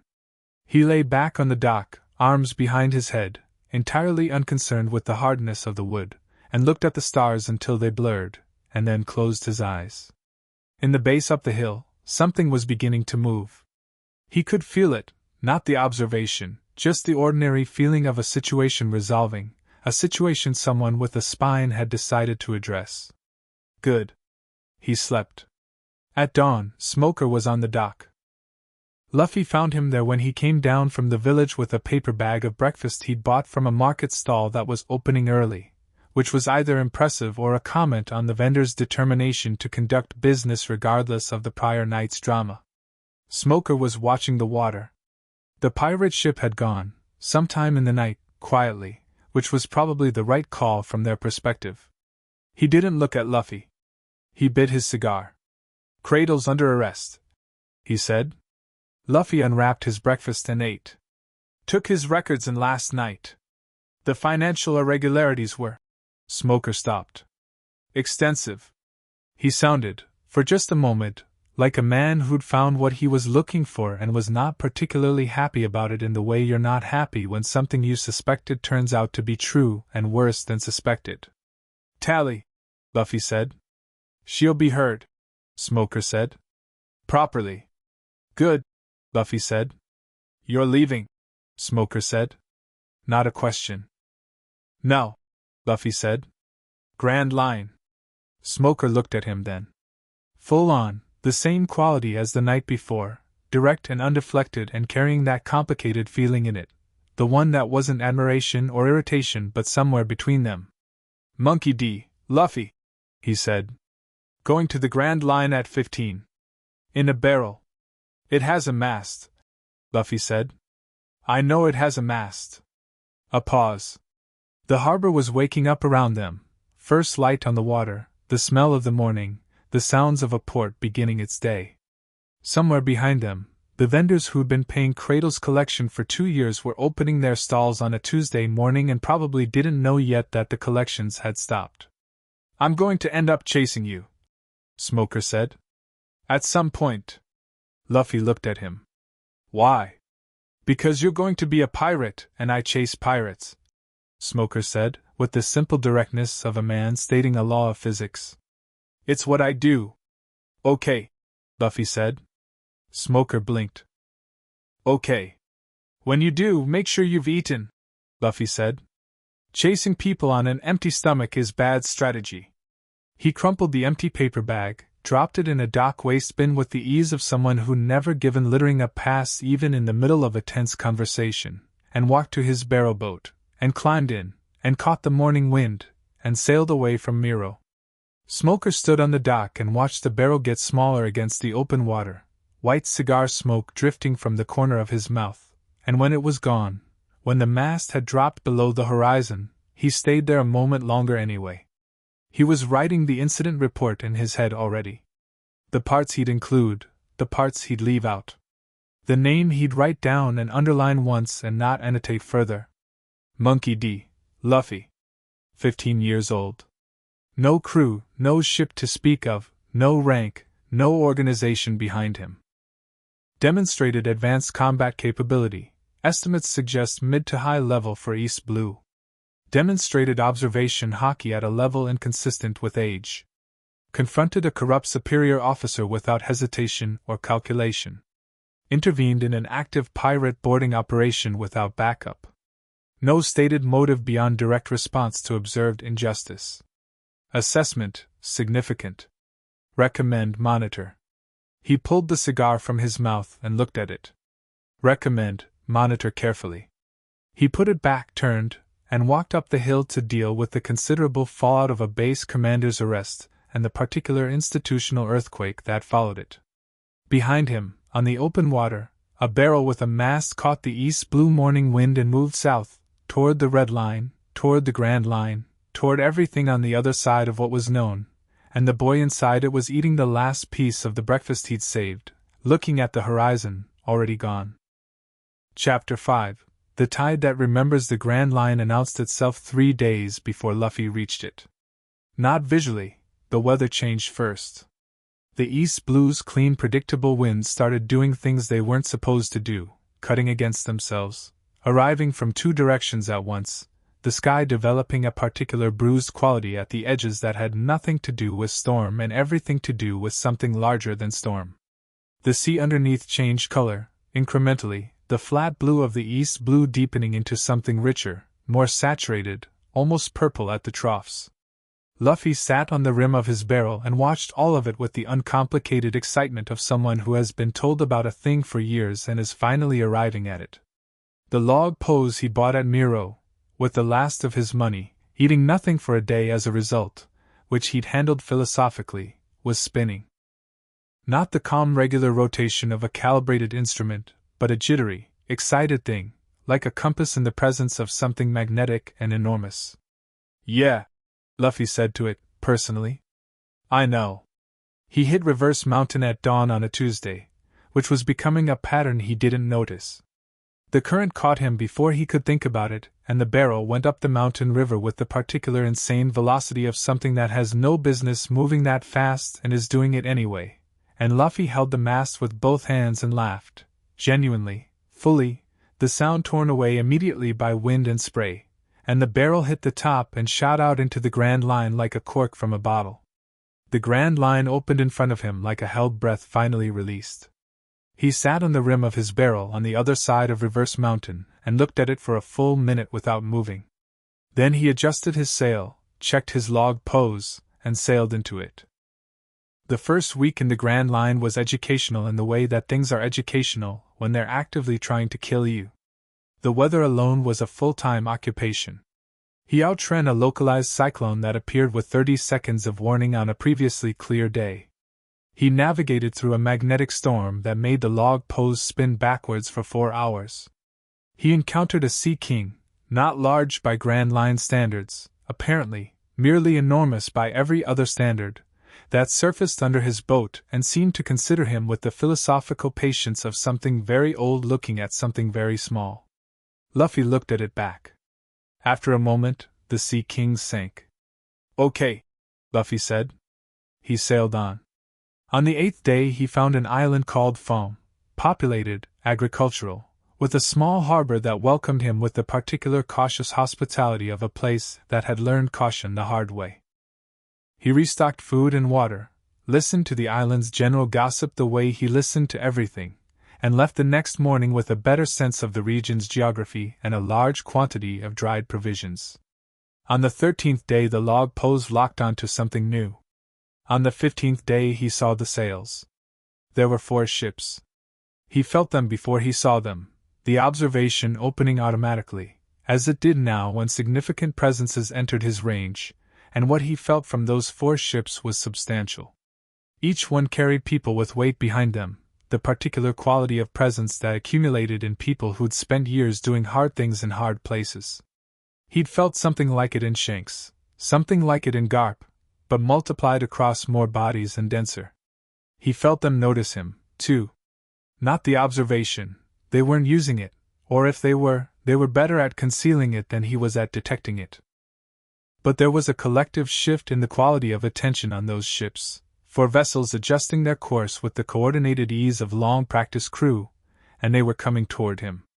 Luffy adjusted his sail and kept going. The ships closed the distance in 20 minutes. They were fast, well-crewed, moving with the efficiency of people who didn't waste motion. By the time they were close enough to make out the details, Luffy had identified the flag on the largest one. The Whitebeard Pirates. He'd learned to read pirate flags in Dayton's hideout from the water-damaged book, which had included a chart of notable crews. He knew the skull and crossbones with the Whitebeard design, the curling mustache lines. He knew what that flag meant in terms of the crew's rank in the world's hierarchy, second only to Roger's own, the strongest man on the sea by most accounts, the man called Pops by a crew that was less a crew than a family. The flagship was called the Moby Dick. Luffy looked at it approaching and felt something, not the observation, something more personal. The same quality he'd felt from the water near Dawn Island on that night 3 years ago, the enormous distant thing that had been there, and then not. He'd been right about what it was. The ships stopped forming a loose square around his barrel. Crewmen lined the railings, looking down. There were a lot of them. On the flagship alone, the numbers were considerable. "Oh," said a voice from the Moby Dick's rail, a large man, striped shirt, commander's quality, looking down at the barrel with an expression caught between amusement and professional assessment. "What are you?" "A pirate," Luffy said. "In a barrel." "It has a mast," Luffy said. A pause. The large man turned to say something to someone behind him. There was audible reaction from the crew, the particular combination of laughter and disbelief that his boat tended to generate. "How old are you?" The striped shirt man called down. 15, Luffy said. More reaction. The striped shirt man's eyebrows went somewhere high. He turned again and a conversation happened on the deck that Luffy couldn't hear. Too much wind and too much height. After a moment, a rope ladder came down the flagship's side. Commander Marco's invitation. Someone called. "Come aboard." Luffy tied his barrel to the ladder's bottom rung, climbed up, and stepped onto the deck of the Moby Dick. The crew was enormous. Not just the numbers, the individuals. These were people who had been shaped by the Grand Line's specific pressures, carried that shaping in their bodies, in the way they stood and moved and occupied space. They looked at him the way a forest looks at a newcomer, fully, without performance, with the complete attention of things that have learned what's worth paying attention to. He looked back. Not performing toughness. Not posturing. Just looking the same way they were, with the same complete attention, because that was how you respected people who deserved respect. Marco was the bluebird fruit man. Luffy didn't know this yet, learned it in the next 10 minutes when someone casually mentioned it, and he was standing at the head of the gathered group with the particular quality of a person who had made second in command into an art form. He was assessing Luffy with dark eyes that missed nothing and showed nothing of what they found. "You've come into our waters," Marco said. "I didn't know these were your waters," Luffy said. "The Grand Line doesn't have a deed." "Fair point," Marco said. "But these particular stretch of it we're working. And you sailed straight at us." "I was sailing toward the log pole's heading," Luffy said. "Your ships were in the way.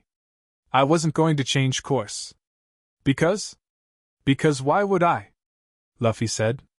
"I'm not afraid of you." The silence that followed was not hostile. It was the silence of a large group of people processing information that conflicts with their prior model of the situation. Most things that encountered Whitebeard's crew in these waters changed course. Changed course, changed speed, or turned around entirely. The ones that didn't were significantly larger than a barrel. "You're not afraid," Marco said, and his voice was carefully neutral but his eyes had sharpened. "No," Luffy said. "You haven't done anything to me. Why would I be afraid? We're the Whitebeard pirates," someone from the crowd offered. Helpfully, seemingly. "I know," Luffy said. "I can read flags." Marco looked at him for a long moment. Then something happened in his expression. Not a smile, not quite, but the shadow of one, a thing that passed through and left a trace. "Where are you headed?" "All the way through," Luffy said. "All the way through the Grand Line." "Yeah. You and your barrel. And whoever I find along the way," Luffy said. "I need a crew." "I haven't got one yet."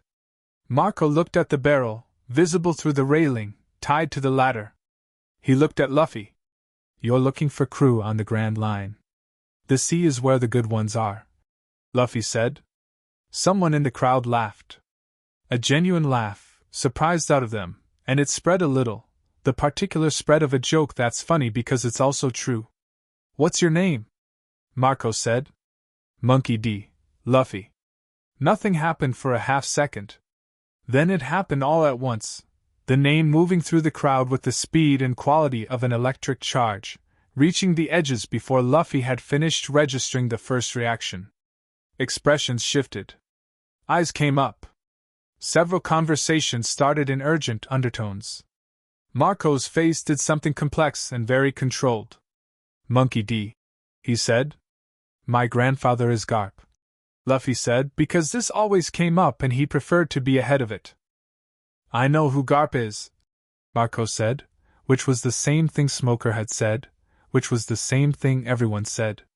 "And my father is Dragon," Luffy said, because while he almost never led with this, something about Marco's quality, the completeness of his attention, the sense of a man who needed the full picture, made him choose to say it.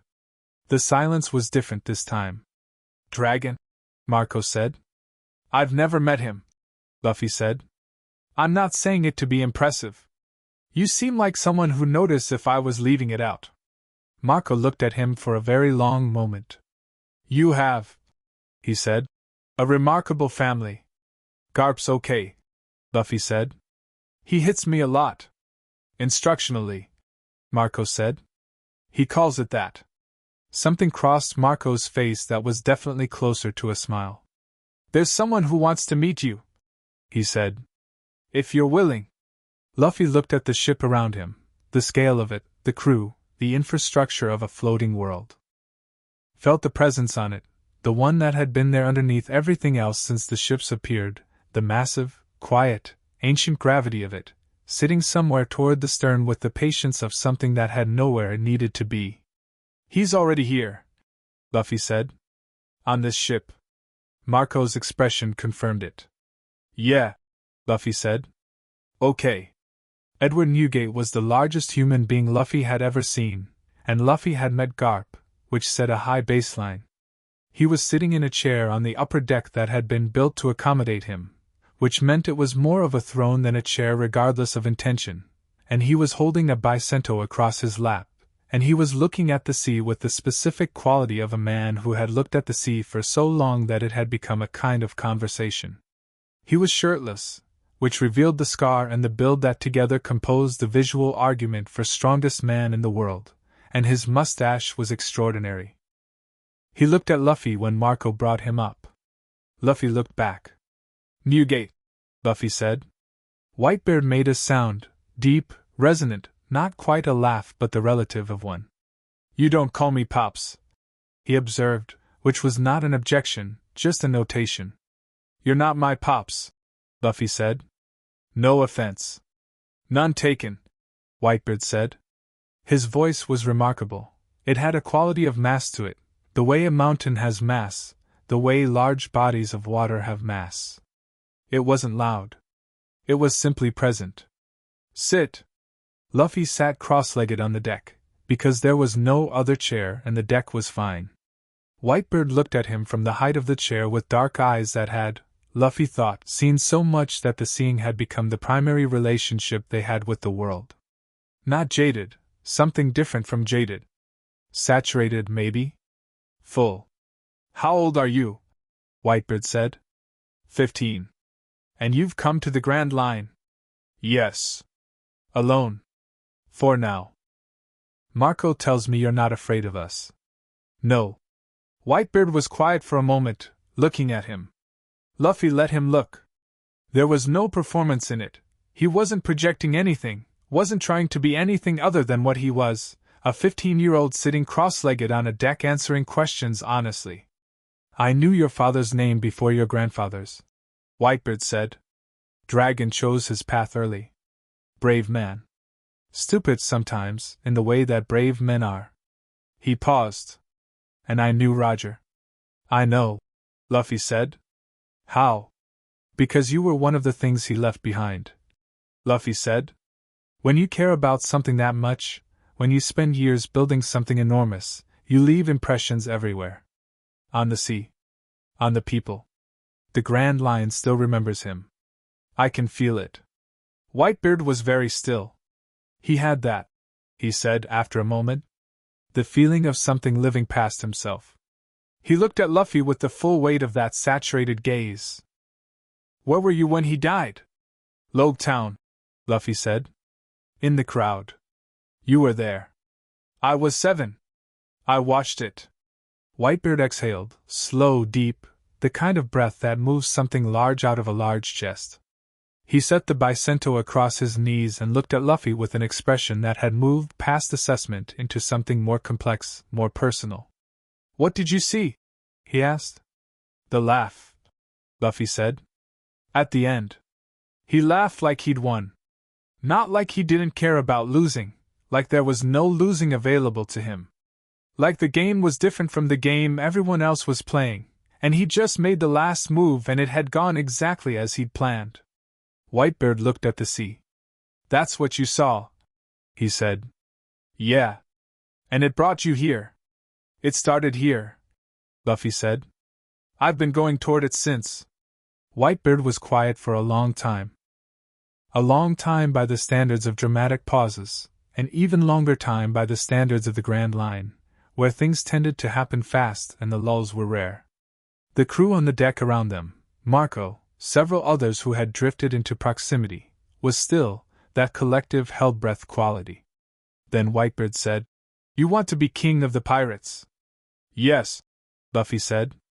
"Say that again," Whitebeard said, and his voice had changed, had picked up a particular harmonic, the quality that Luffy associated with hockey in its most potent forms, the kind that lived in the voice as well as the body. "I'm going to be king of the pirates," Luffy said without blinking. The quality in the air around them changed. Not dramatically, not a visible manifestation, nothing that shook the ship or parted the sea. But the observation caught it clearly, something moving outward from Whitebeard like the bow wave of a ship, large and certain, and meeting something coming the other direction that was considerably smaller but not, in its essential nature, any less certain. The crew shifted. Some of them took half steps back without deciding to. Whitebeard looked at Luffy. Luffy looked at Whitebeard. "Your hockey," Whitebeard said. "Yours too," Luffy said. "The Conqueror's type." "I know what it is," Luffy said. "My grandfather told me. Garp doesn't have it." "He told me about it anyway," Luffy said. "He said Roger had it. He described it." He paused. "It's not the strongest thing I have, not yet. I've barely started with it. But it's there." Whitebeard reached out and put one enormous hand, flat, on the deck between them. It was not a threatening gesture.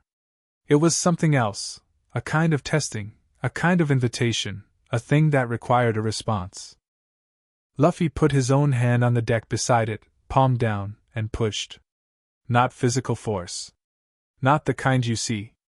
The Conquerors, pushed outward, not weaponized, not aimed, just present, just the full expression of "this is what I am and I know it," the certainty without performance that Garp had described from Roger and that Luffy had been building towards since a scaffold in Loguetown. 3 members of the crew went to their knees. Marco's eyes went very wide. Whitebeard's hand pressed back. The space between them, between his enormous ancient gravity and Luffy's small certain fire, compressed and held for several seconds, and the air above the deck had the quality of something enormous being considered. Then Whitebeard lifted his hand. He looked at Luffy, really looked, past the age, past the size, at whatever it was underneath. And he laughed. Not Roger's laugh, not the same. This was deeper, older, the laugh of someone who has lived long enough to be surprised by very few things and is feeling the full pleasure of being surprised. "Gururara," he said, and the sound of it came from somewhere below the diaphragm, resonant enough to feel in the deck boards. Luffy grinned. They ate together. This was Whitebeard's decision, announced without ceremony. Dinner on the Moby Dick, standard invitation for whoever was around, which was everyone, because everyone was always around. The crew assembled with the practiced ease of a large family that had been having dinner together for years, and the food was considerable, and the noise was considerable, and Luffy ate with the focused dedication of someone who hadn't had a proper meal in 4 days. He was on his 5th plate when Marco sat across from him. "You pass," Marco said. "Was I being tested?" Luffy said, mouth still mostly full. "Always," Marco said. "When you meet Pops, you're always being tested. The test is whether you're real." He paused. "A lot of people come to us performing something. Strength, respect, fear, admiration. He sees through all of it. What he's looking for is whether there's something actual underneath. I wasn't performing anything," Luffy said. "I know," Marco said. "That's the point." Luffy looked at him, at Marco's face, which was carrying something between respect and a more complicated feeling, something that had in it a trace of the same quality Shanks had carried in that Loguetown alley. The echo of something important, recognized in an unexpected place. "You were on his ship," Luffy said. "Not Roger's. Whitebeard's." "Since I was 12, Marco said. "What's that like?" Marco considered the question seriously, which Luffy appreciated. "Like having a second axis," he said. "Before I had gravity, things that pulled me in a direction. With Pops, I have something that also holds me up. It's different from being directed. It's being..." He paused. "Rooted. He loves you," Luffy said. "All of us," Marco said. "Without reservation. That's the actual impossible thing about him, more than the fruit, more than the strength. Most people's love has conditions attached. Usually they just don't call them conditions. His doesn't." Luffy ate and thought about this. "I want that," he said. "For my crew. To love them like that. To build something where that's possible." Luffy said. "Where they're not there for me and I'm not there for them, we're all there for the thing, whatever it is. And inside that, the love is just available. Not as a transaction." Marco looked at him across the table with his clever, assessing eyes. "You've thought about this." "For years," Luffy said. "Most 15-year-olds are thinking about different things. I was thinking about a dead man's laugh, Luffy said. It focuses you. Marco was quiet. He looked across the mess toward Whitebeard at the head of the table, enormous, loud in his enjoyment, surrounded by crew members who were competing for proximity with the unself-conscious eagerness of people who feel safe enough to want to be close. He misses him, Marco said quietly. Roger. They were rivals, real rivals, the kind that don't exist anymore because you can't have that kind of rivalry without two people who are both completely real. And he misses him the way you miss something that made you more yourself by existing. Luffy looked at Whitebeard. I know a little of that, Luffy said. Marco looked at him. How? You were 7. I miss what he started, Luffy said. I miss the thing he set in motion. I feel it sometimes, like he's still moving, somewhere ahead of me. Like he's not gone exactly, just ahead. Marco didn't say anything. He looked at Luffy for a long moment, and then looked away and was quiet in the way people get quiet when something has hit somewhere they weren't expecting. The trouble came at midnight. Luffy felt it well before it arrived, the observation catching movement on the water, multiple ships, fast and coordinated, approaching from 3 directions at once. He was on the deck, unable to sleep, the Grand Line Night Air doing the things Grand Line Night Air did, which was to say things that defied the ordinary categories of weather, and he stood at the railing and felt the approaching ships and thought, how many? 7. Maybe more. The range was imperfect at distance on open water, but 7 distinct presences, coming in hot, with the particular quality of an organized military action. He found the watch officer, a woman named Aizu, wearing clothes that looked like they belonged to a different century and carrying herself with the absolute competence of someone who had been taking night watches seriously for a long time. 7 ships, Luffy said. Coming from northeast, east, and southeast. 20 minutes, maybe less. Aizu looked at him. She'd been at dinner, had clocked him with the measuring attention that everyone on Whitebeard's crew seemed to deploy as a default setting. She didn't ask how he knew. Marines? She said. I think so. The quality's different from pirates. Tighter. Admiral class or standard fleet? Standard, Luffy said. Then stopped. Pushed the observation further, hard, past the range he normally pushed it, into the territory where precision broke down and impressions took over. He held it for a moment. Standard, he confirmed. But there's something on the lead ship that's heavier. Not a devil fruit, I don't think. Just someone who's very good. Commodore, probably, Aizu said. She was already moving, the particular efficient motion of someone activating a well-practiced response. Good call. Luffy stayed at the railing. He hadn't planned to get involved in a marine engagement on his second day in the Grand Line. He planned to observe, understand the scale of things, eat more food, and sail on in the morning with a better sense of where he was going. That had been the plan. But there was something about the approaching ships that caught his attention.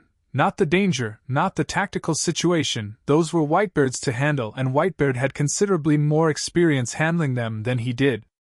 Something about the lead ship specifically. The quality of presence Aizu had called Commodore level, which was accurate, but what she didn't have the observation to add was the particular character of it. It was the quality he recognized from Smoker. That specific texture of actual conviction, the real kind, the kind built from thinking and choosing rather than following and obeying. He was still at the railing when the alarm went up and the crew mobilized with the speed of people who had been mobilizing for a long time. Whitebeard emerged on deck with the unhurried certainty of someone who had been expecting something like this and had already incorporated it into his evening. 7 ships, Marco reported. Northeast-east-southeast formation. Coordinated approach. I know, Whitebeard said, and his voice carried the steady, easy authority of a man who has never in his life been surprised by the arrival of people who wanted to fight him. He looked at Luffy, who was still at the railing. You're not involved in this, Whitebeard said. It wasn't an order, it was a statement of Luffy's position, offered as information. I know, Luffy said. He wasn't moving to fight. He was watching, because watching was what you did when you had the opportunity to see how the strongest crew in the world operated. The Marine ships came in on their formation, and the Whitebeard pirates went to meet them with the easy, massive competence of people who have stopped finding this frightening and started finding it, if anything, mildly invigorating. The lead ship came broadside. And Luffy felt it, clear and sudden through the observation, the Commodore on the lead ship's deck, feeling the same thing Luffy was feeling, the mutual awareness of a specific kind of attention. Someone on that ship was using observation too, and they'd found him the same way he'd found them. He looked at the lead ship. He couldn't see the figure clearly in the dark and the distance, and the beginning chaos of the engagement, but he felt the presence looking back at him, and the quality of it was surprised. Not frightened. Not aggressive. Just surprised. And then, recognizing. Luffy filed it. The battle around him was extraordinary to watch. Not because it was dramatically staged.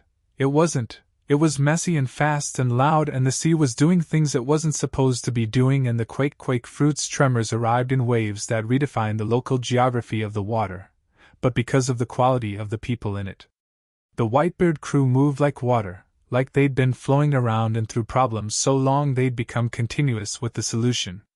Marco handled 3 captains simultaneously while managing overall deployment.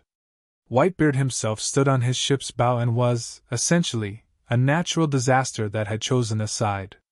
The Marine formation broke in 22 minutes. Not destroyed, not even most of them badly damaged. Just broken, the coordinated approach unraveling under the weight of Whitebeard's response, ships turning away by necessity, the engagement resolving the way most Whitebeard engagements apparently resolved, clearly, decisively, without drama. The lead ship was the last to turn. Before it did, Luffy felt the presence on it do something, push the observation outward, directed, clearly intentional, reaching for him across the water the way someone reaches for a specific object in a dark room when they know exactly where it is. He let it land. Who are you was what it felt like, the way intentions translate through observation when both parties are sensitive enough. He pushed back. You already know, which was probably not a useful answer, but it was honest. A pause. And then the ship turned, and the Marine fleet withdrew, and the Grand Line night settled back into its characteristic combination of impossible and beautiful. Whitebeard found him at the bow an hour later. The old man moved quietly for his size, another thing that shouldn't have been possible and simply was. He stood beside Luffy at the railing and looked at the sea where the Marine ships had been. You felt someone, Whitebeard said. On the lead ship, Luffy said. They have observation. Good observation. He paused. They were looking for me specifically. I think they knew I was here. Word travels fast on the Grand Line, Whitebeard said. Especially about unusual things. He looked down at Luffy. A 15-year-old in the East Blue who moved through a pirate blockade alone and confronted a corrupt Marine captain. That gets mentioned. Smoker, Luffy said. He said he'd end up chasing me. He keeps his promises then, Whitebeard said. The Marine on that ship was one of his. Luffy looked at the dark water. He sent someone to find me. Or to warn you, Whitebeard said. There's a difference. Luffy thought about this. About Smoker on the dock, watching the barrel leave. About the incident report he was definitely writing. About the quality of a man who chased pirates because he believed in something, and how that belief would follow Luffy wherever he went, not with malice, but with the relentless consistency of a thing that was also true. He's going to be interesting, Luffy said. People who believe in things usually are, Whitebeard said. They stood together for a moment. The Grand Line night did its impossible things around them, a distant light that had no source, a sound that wasn't wind or water but was somehow both, the quality of a place that had been accumulating strangeness for longer than most histories. I'm leaving in the morning, Luffy said. I know, Whitebeard said. Thank you for the food. You ate more than men twice your size, Whitebeard said, with the particular tone of a compliment delivered as a complaint. Luffy grinned. Whitebeard looked at him with that full, saturated gaze, and in it was something that Luffy didn't try to name, something large and old and not without grief, the look of a man seeing something that reminded him of things he couldn't have back and choosing, consciously, to be glad for the reminder rather than undone by it. Roger used to say the sea chose its kings, Whitebeard said. Not through birth or power. Through a quality of being that the sea itself recognized. He paused. I've been on this sea for 60 years. I know what the sea recognizes. Luffy looked at him. Don't be careless with it, Whitebeard said. Power is easier than people think. Finding people worth protecting is the hard part. Don't skip that part. I won't, Luffy said. The crew you build, Whitebeard said. That's where it lives. Whatever Roger had, it wasn't his. It was his and his crew's together. The sum of them. He looked out to sea. Mine is my family. Everything I am is also them. Luffy heard this. All of it. Filed it in the place where the important things went, alongside Roger's laugh and Shanks's words about the sea knowing and Garp's the most alive and Ace's silence after hearing what Roger had said about his son. I know, Luffy said. I think I've always known that part. The crew part. Then you're ahead of where Roger was at your age, Whitebeard said. He had to learn it. He stood back from the railing with the slow, enormous motion of something that has decided to stop doing one thing and begin another.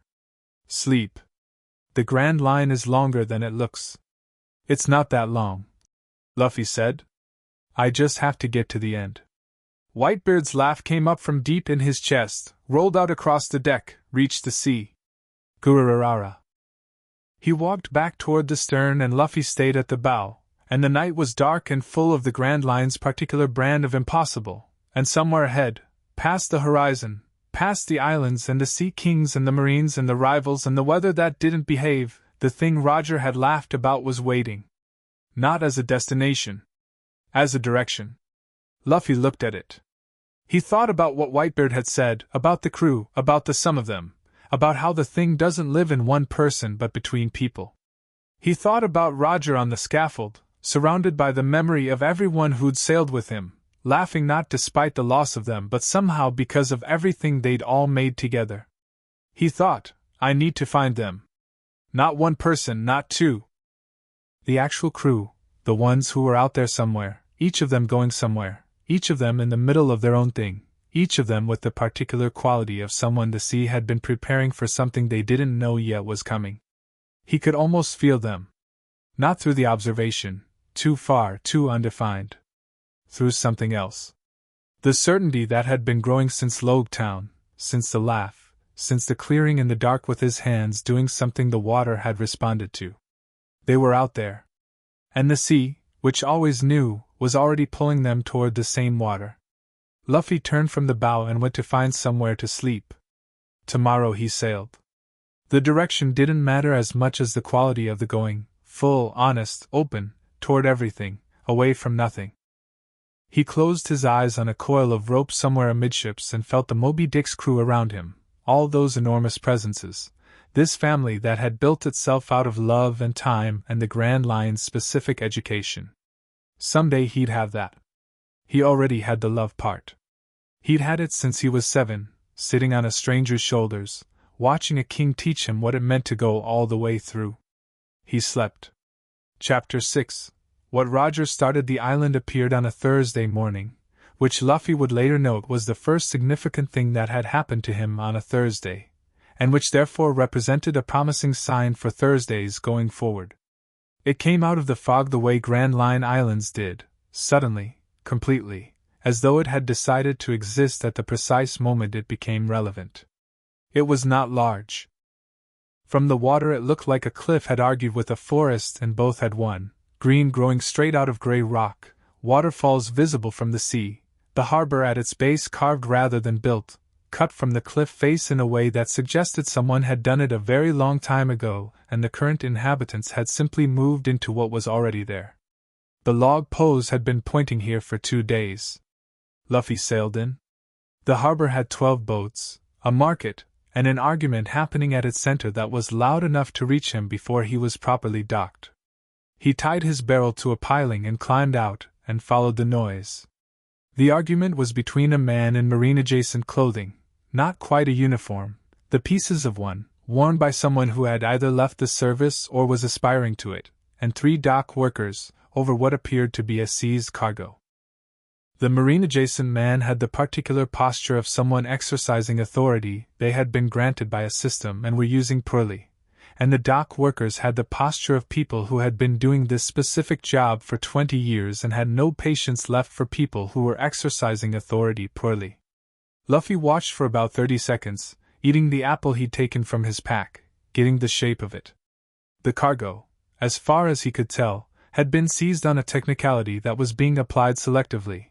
The dock workers were saying that 3 other boats had come in without the required documentation and had been waved through, which was the specific kind of injustice that was small enough to seem petty and large enough to ruin someone's livelihood. He ate his apple. The marine-adjacent man started threatening fines. Luffy looked at the oldest of the 3 dock workers, a woman in her 60s with the weathered face of someone who'd been at the sea her whole life, and she looked at him with the expression of someone who had stopped expecting help from strangers some years ago, but hadn't quite given it up entirely. He tossed the apple core over his shoulder, walked over, and said, "Which 3 boats weren't stopped?" The marine-adjacent man turned. "This doesn't concern, which 3? Luffy said to the woman. She told him. "Slip numbers, specific berths." She said them quickly, the way you say something when you've been waiting to say it to someone who would actually write it down. Luffy looked at the marine-adjacent man. "You waved 3 boats through without documentation this morning," he said. "And you're holding theirs. Why?" "I don't have to explain, those 3 boats," Luffy said, "belong to someone who's paying you. These 3 workers are not. That's what's happening." The man's face went through several colors.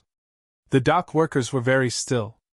"Walk away," the marine-adjacent man said, and his hand went towards something at his belt. Luffy looked at the hand. Looked at the man. "If that hand comes back with a weapon in it," he said pleasantly, "you'll be putting the weapon back with your other hand." The hand came back empty. They stood there for a moment, the specific suspended moment of a situation that has reached its crux and is waiting to see which direction it falls.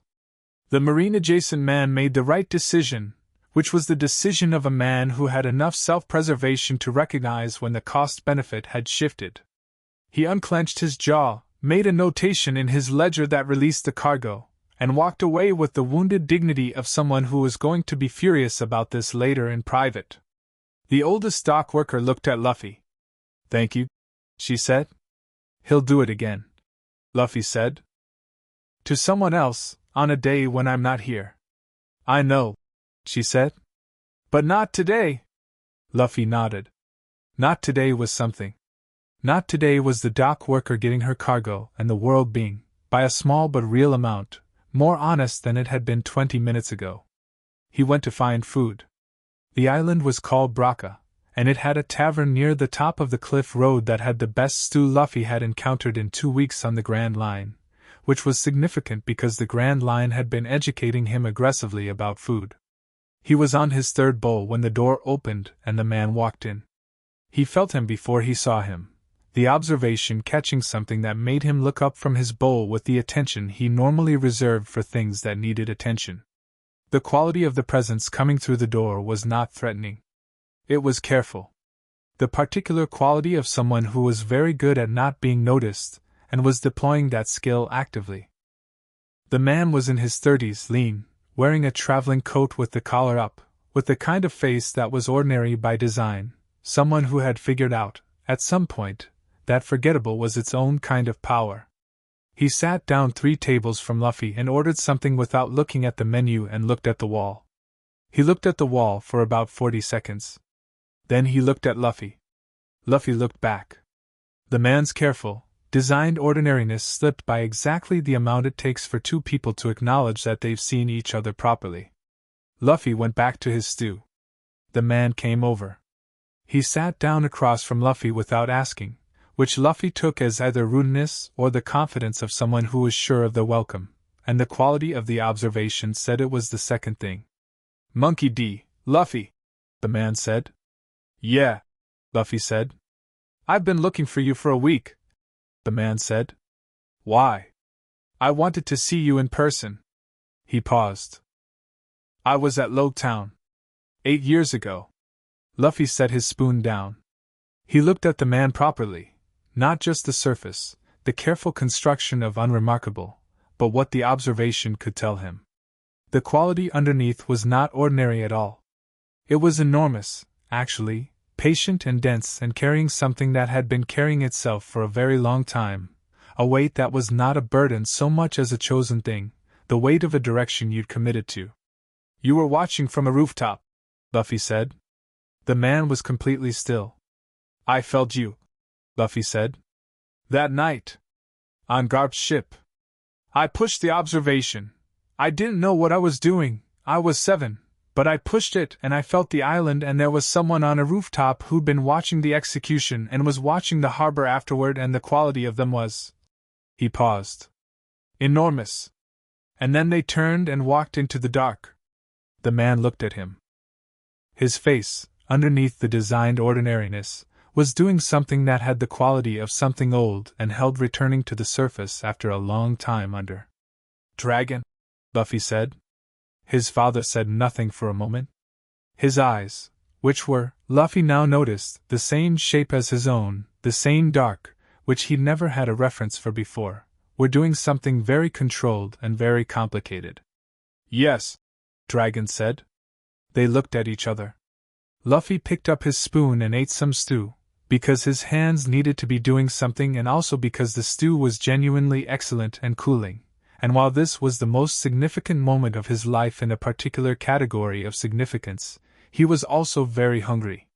Dragon watched him eat. You're not surprised, Dragon said. I'm surprised you found me, Luffy said. I didn't think you'd be looking. I've been looking since Loguetown, Dragon said quietly. Luffy processed this. You were there because of Roger, he said. Not because of me. Both, Dragon said. I knew your grandfather was taking you. He stopped. Something crossed his face. I wanted to see you. I didn't approach. Why not? Dragon looked at the table. He had his father's jaw, Luffy thought, the same construction, the same quality of a face built for the long haul. Because I couldn't offer you what approaching would imply, he said. I've made choices that make a present father impossible. What I do… He paused. The people around me are targets. Anyone connected to me is a target. Garp's a Marine Vice Admiral, Luffy said. I've been a target since I was born. Dragon looked at him sharply. You can have reasons for the distance, Luffy said. They might even be good reasons. But don't tell me it was for my safety. You stayed away because you needed to for your work, and that's true and I don't hold it against you.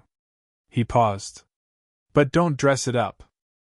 Dragon's expression was remarkable. It had the quality of a man being seen clearly by someone he didn't expect to see him clearly, and finding, against his expectation, that he didn't want to look away from it. You're right, he said simply. Luffy nodded. He ate another spoonful. What are you doing here? On Braca. Passing through, Dragon said, and something in the way he said it acknowledged the echo, the same words Luffy used everywhere. And you wanted to see me? Yes. Okay, Luffy said. You're seeing me. Dragon looked at him. His son, 15 years old, eating stew in a Grand Line tavern in a coat that needed washing, with a barrel for a ship and no crew and the absolute untroubled certainty of someone who had already decided everything that mattered and was simply executing. Are you all right? Dragon said. It was the most ordinary question. The most parent question. It came out of a man who had been carrying the architecture of a revolution for years, who commanded the most dangerous organization the world government faced, who had not been ordinary in any aspect of his life for a very long time, and it came out sounding exactly like what it was, which was a father asking his son if he was all right. Luffy looked at him. Yeah, he said. I'm good. A pause. Are you? Dragon blinked. I mean it, Luffy said. You've been doing, whatever you're doing, the revolution thing, for a long time. That's a long time to carry something that heavy. Are you alright? Dragon was quiet for a moment. That's not what I expected you to ask. What did you expect? Anger, Dragon said. Questions about why I wasn't there. Resentment. I had Garp, Luffy said. And Ace, and Dayton, and Makino. I wasn't lacking for people. He looked at his father steadily. And you were doing something that mattered. I can feel that, not the specifics, but the quality of it. It matters. He paused. So, are you all right? Dragon looked at his son for a long time. I will be, he said eventually. Luffy accepted this. He waved at the tavern keeper for another bowl. Stay and eat, he said. Tell me what you know about the islands east of here. I need routing information. Dragon stayed. He ate. He talked, with the particular quality of a man who didn't talk about operational intelligence to anyone and was choosing to make an exception for reasons he was still processing, about the Grand Line's islands east of Braca, about current patterns and weather windows and the particular dangers of the next 3 legs. He knew the sea well. Better than Luffy had expected. They talked for 2 hours. When Dragon left, he paused at the door and looked back. The hat, he said, looking at Luffy's bare head. When Shanks gives it to you. He paused. Wear it well. Luffy looked at him. Roger wore it for 20 years. Dragon said. It's traveled further than either of us. He went out the door and was immediately, efficiently, gone in the way of people who are very good at not being present. Luffy sat in the tavern and finished his 4th bowl and thought about his father's face asking are you alright, and thought about the hat that wasn't on his head yet, and thought about the chain of it, Roger to Shanks to Luffy, and how a hat was the smallest possible object to carry the weight it was carrying. He left a good tip, because the stew had been worth it, and went back to the harbor. He had been on the Grand Line for 3 weeks when he found the first one. He almost missed her. She was in the market at an island called Syph, which was small and loud and had a fish auction in the mornings that drew buyers from 3 neighboring islands. Luffy had docked to replenish water and had wandered into the auction because it was interesting, and was standing in the back eating something he bought from a stall when the commotion started.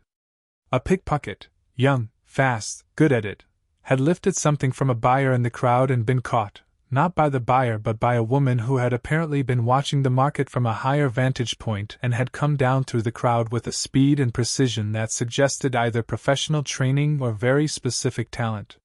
She had the pickpocket by the collar.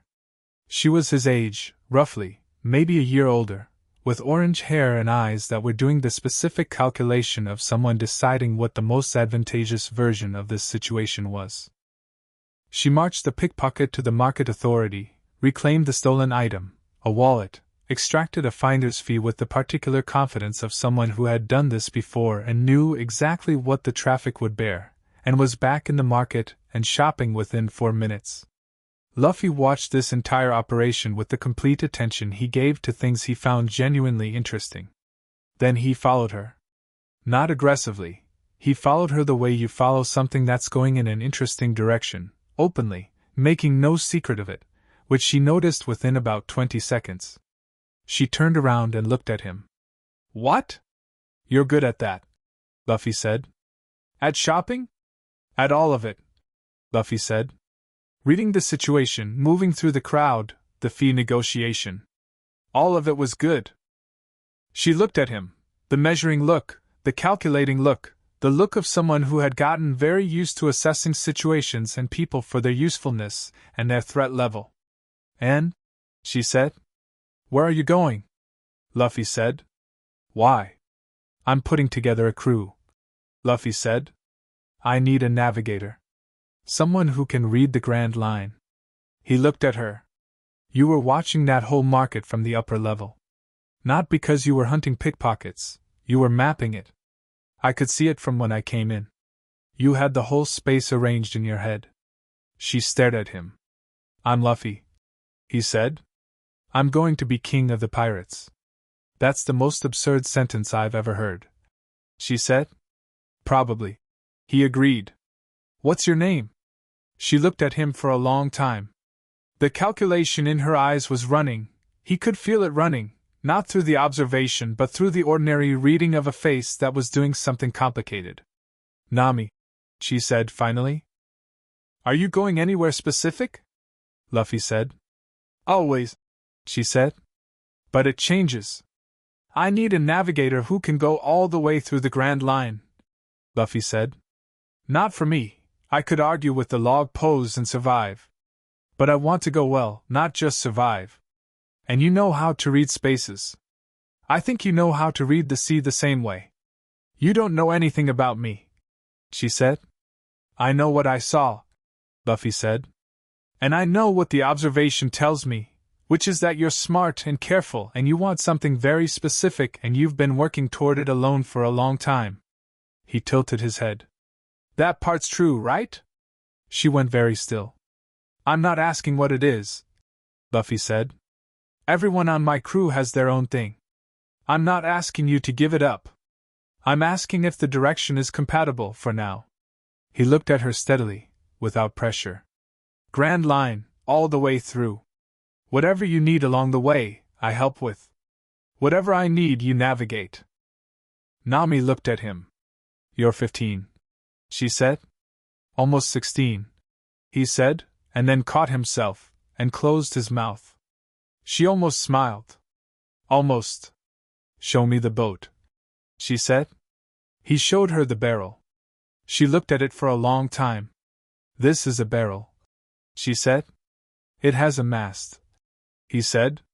That is a twig with cloth on it. It's functional cloth, he said. It catches wind. Nami looked at the barrel, then at Luffy, then back at the barrel. Something happened in her expression, the calculation running all the way to its result and landing on something that surprised even her. We need a better boat, she said. Okay, Luffy said. What kind? Leave that to me, she said, and walked back into the market, and Luffy followed her, and within 2 hours Nami had leveraged the finder's fee, 3 other transactions that Luffy didn't fully follow, and a negotiation with a harbor merchant that left the merchant looking faintly confused about how he'd come out of it, into a small but seaworthy sloop with a proper sail and a chart table. Luffy stood on the deck of the new boat, looked at the sail, looked at the chart table, looked at Nami. You're very good, he said. I know, she said, already spreading a chart across the table. Now tell me where we're going. All the way through, he said. She looked up from the chart. That's not a heading. It's a direction, he said. You're the navigator. Find me a heading. She looked at him. And the almost smile from before came back, and this time it made it real, quick, there and gone, the kind of smile that's private, that you don't intend to give. She looked back down at the chart. East-northeast, she said. There's an island 3 days out with a marine outpost and a town that has exactly what we need. What do we need? He said. I don't know yet, she said. That's why we're going to find out. The marine outpost was not the point of the island. The island, Kelm, had something more interesting than a marine outpost, which was a swordsman. Luffy felt him from the harbor. Not the way he'd felt Whitebeard, not that ancient, gravitational weight. This was different. This was sharpness, the quality of something that had been refined to a specific point, all the mass concentrated into an edge. The observation caught it the way your eye catches light, inevitably, drawn to it before you decided to look. He was in a cage, which Luffy found when he followed the feeling off the ship and through the town to the marine outpost's exterior yard. The man in the cage was asleep. He was sitting cross-legged with 3 swords, 1 in his mouth, 2 at his sides, with the absolute ease of someone who had decided that being caged was simply the current condition and had no strong feelings about it beyond mild inconvenience. He was broad, green-haired, and had the build of someone who had been doing something very serious with his body for a very long time. Luffy looked at him. The man opened one eye. They looked at each other. How long? Luffy said. 10 days, the swordsman said, around the sword in his mouth. What for? Bounty hunting the wrong person, the man said. Pirate hunter who took a pirate hunter's bounty. The Marine captain felt this was philosophically inconsistent. Was the pirate hunter a bad person? Exceptionally. Then you were right, Luffy said. I know, the swordsman said, and closed his eye again. Doesn't change the cage. Luffy looked at the cage. It was iron, solid, padlocked with a lock that had the standard Marine grade of seriousness behind it. He looked at the Marine outpost. 20 soldiers, approximately, running a standard patrol pattern with the disengaged quality of people who'd been on a small island for too long. He looked at the cage again. I'm building a crew, Luffy said. I need a fighter. Someone who can fight anything. He paused. You're the strongest person I've felt on this island. The eye opened again. You can feel strength? Something like it, Luffy said. You're good. Better than good. You have a quality. He searched for the word. Like a sword that knows it's a sword. Like you've accepted exactly what you are and gone all the way into it. The man looked at him with both eyes now. What's your name? Luffy said. Roronoa Zoro, the man said. You're the second person today to come to this cage looking at me like I'm interesting. The first one was a Marine lieutenant, and she wanted me to serve the Marines. I'm not a Marine, Luffy said. I can see that, Zoro said. I'm going to be king of the pirates, Luffy said. Zoro looked at him for a long, assessing moment. In exchange for what? I help you become the world's greatest swordsman, Luffy said. Not by teaching you. I don't know swords. But by going to all the places where the people worth beating are. All the way to the end. He looked at Zoro steadily. You can't become the best in the world from this cage. Zoro was quiet. And I protect you, Luffy said. Everything I have. No conditions. I don't need protection, Zoro said. Sometimes you will, Luffy said. And when you do, it's there. Zoro looked at the padlock. Looked at Luffy. Can you get me out? Luffy grabbed the padlock and broke it off the cage with his hand. Zoro looked at his wrist, then at the lock on the ground, then at Luffy. Something moved in his expression that was the beginning of respect, not the performed kind, the actual kind, the kind that builds on evidence. He stood unfolding from the cross-legged position without stiffness, straightening to his full height, which was considerable. Roronoa Zoro, he said again, and it was different this time, an introduction, not an identification. Monkey D, Luffy, Luffy said. Let's go before the patrol comes back. They went. 3 days east of Kelm, Nami spread a chart on the table and pointed at an island with no name that the chart marked with a small drawing of a skull, which she said was the cartographer's notation for something terrible happens here, specifics unknown. We should avoid that, she said. We should go there, Luffy said. Zoro, sharpening a sword on the deck, did not look up but made a sound of agreement. Nami looked between them. You are both going to be the reason I die young, she said, and began charting a course to the unnamed island. Luffy stood at the bow and felt the sea ahead of them, full, enormous, full of all the things it was full of, the sea kings and the storms and the islands and the people and the weight of Roger's voice still moving through it like a tide that had never finished going out. He thought about Dragon in the tavern asking "Are you alright?" with the face of a man who had waited 15 years to ask it. He thought about Whitebeard laughing, deep and resonant, the laugh of someone who had found something surprising and was full of pleasure about it. He thought about Smoker on the dock watching the barrel leave, already writing his report. He thought about Marco's face when the Conqueror's hockey had pressed outward, the wide eyes, the moment of recalibration. He thought about Shanks in the alley, young and grief-split and honest about both. He thought about Garp saying the most alive with the specific weight of a man who had chosen something other than the sea and had been measuring the distance between himself and that choice ever since.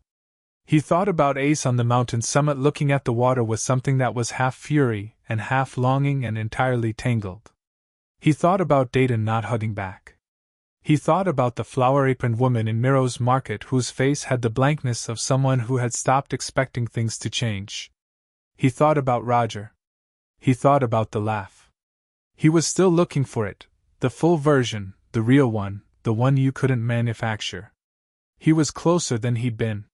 He could feel it the way you feel a direction rather than a destination, not there, but that way, warm, getting warmer.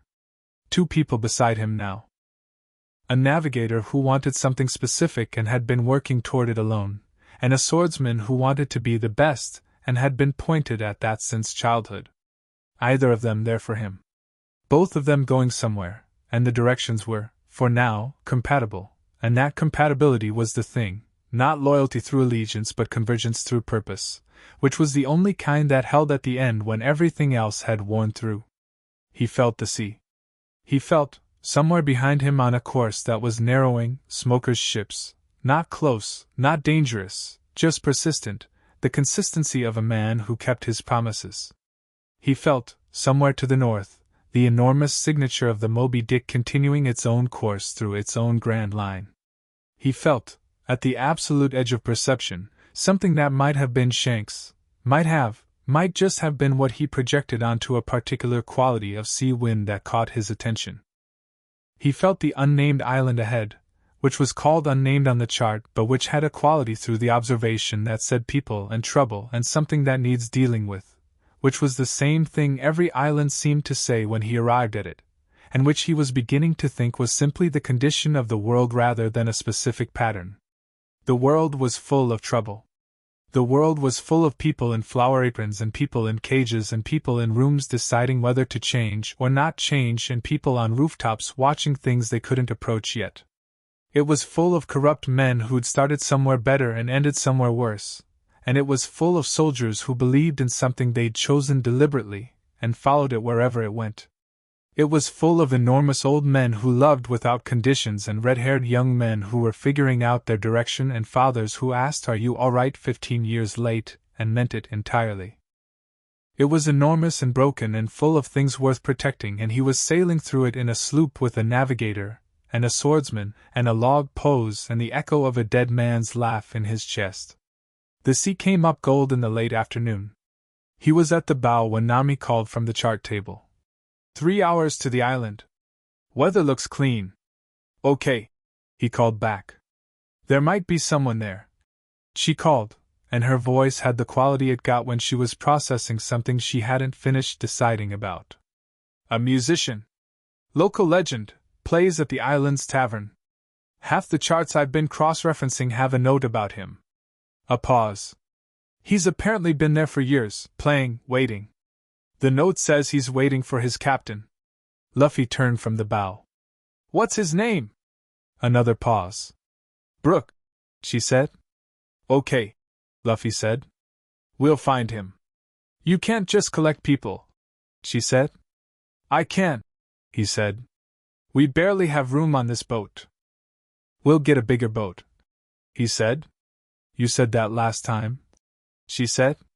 We have a medium boat. Bigger than the barrel, he said. That is a genuinely low bar, she said. He turned back to the bow.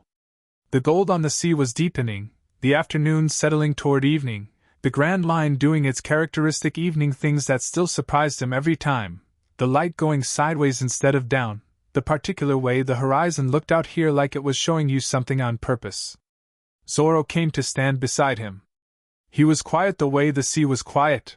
It wasn't silence, it was just all the right things in the right proportions. The swordsman you want to beat, Luffy said. He's on the Grand Line? He's everywhere, Zoro said. Dracula Mihawk. World's greatest.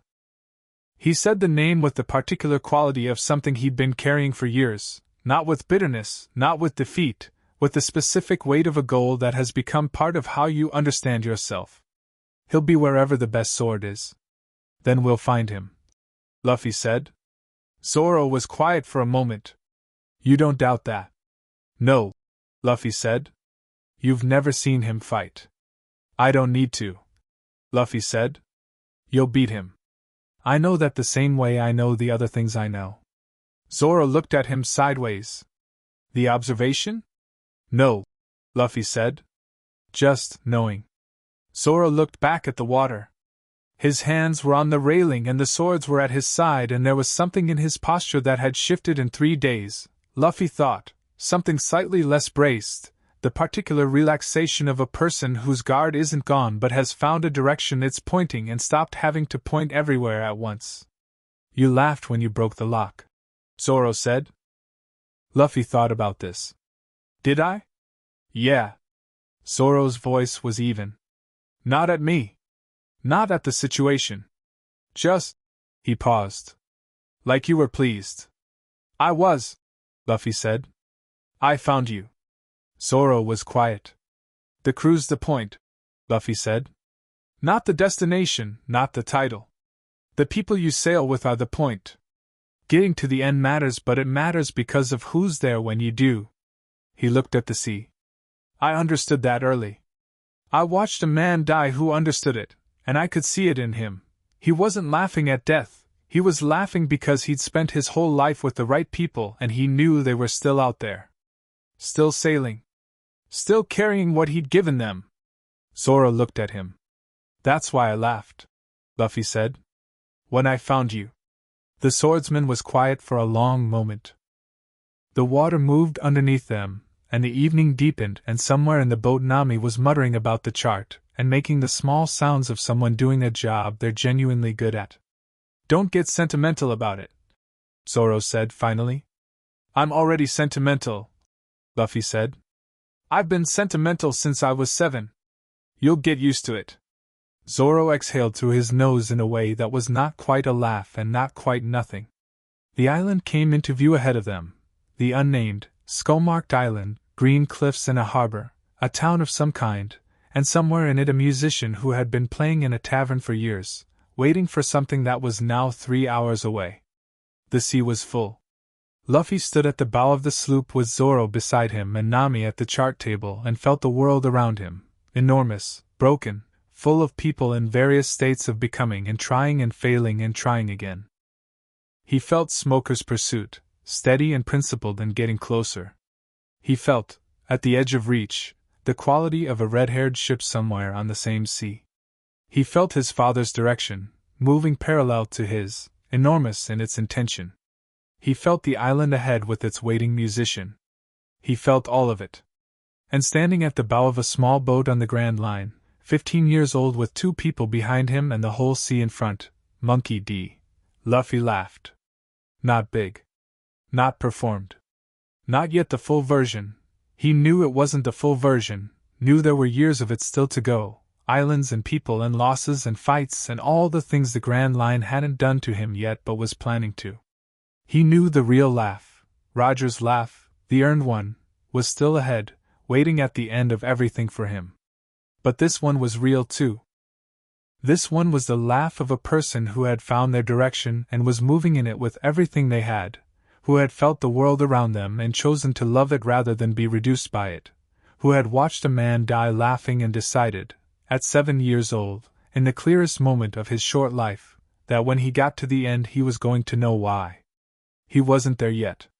He was going. That was the thing. That was the whole thing. The going, honest and full and with the right people, with everyone in it for their own true thing and therefore all in it together, that was what Roger had been laughing at. Not the arrival. The quality of the journey. The fact that he lived it all the way, felt all of it, let it all be real. Luffy laughed at the evening sea and the unnamed island ahead and the musician waiting in a tavern and all the islands after that and all the people in them and the man with white hair who wrote reports and the enormous old pirate who laughed from somewhere below his diaphragm and the father who asked, "Are you all right?" and the red-haired man who was holding a hat that didn't belong to him yet. "What are you laughing at?" Nami called from the chart table. "Everything," Luffy called back. A pause. "That tracks," she said, and went back to her chart. Zoro said nothing. He looked at the horizon and there was something in his jaw, resolved, certain, pointing in a direction. The sloop moved through the golden water. The Grand Line opened ahead.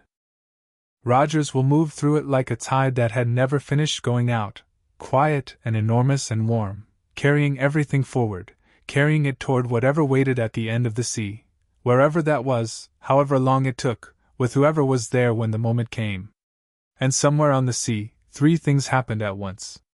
Shanks raised a cup on the deck of his ship and said nothing, just raised it, and his crew understood what it was for without being told, and they raised theirs. Smoker lit a cigar on the deck of his pursuing vessel and looked at his log pose and said to no one in particular, "He's going to be trouble." And there was something in his voice that was not entirely complaint. And Dragon stood on a cliff on an island far to the west and watched the sea and felt his sun's direction like a compass feeling north, constant, certain, impossibly clear, and thought, there it is. The answer to the question he'd been carrying since Loguetown. The answer to what kind of person his son would be. That one, he thought. That exact kind. He turned from the cliff and walked into the dark, and the revolution was waiting, and the world needed changing, and he had his own thing to do. But he smiled doing it. The sea knew. The sea always knew.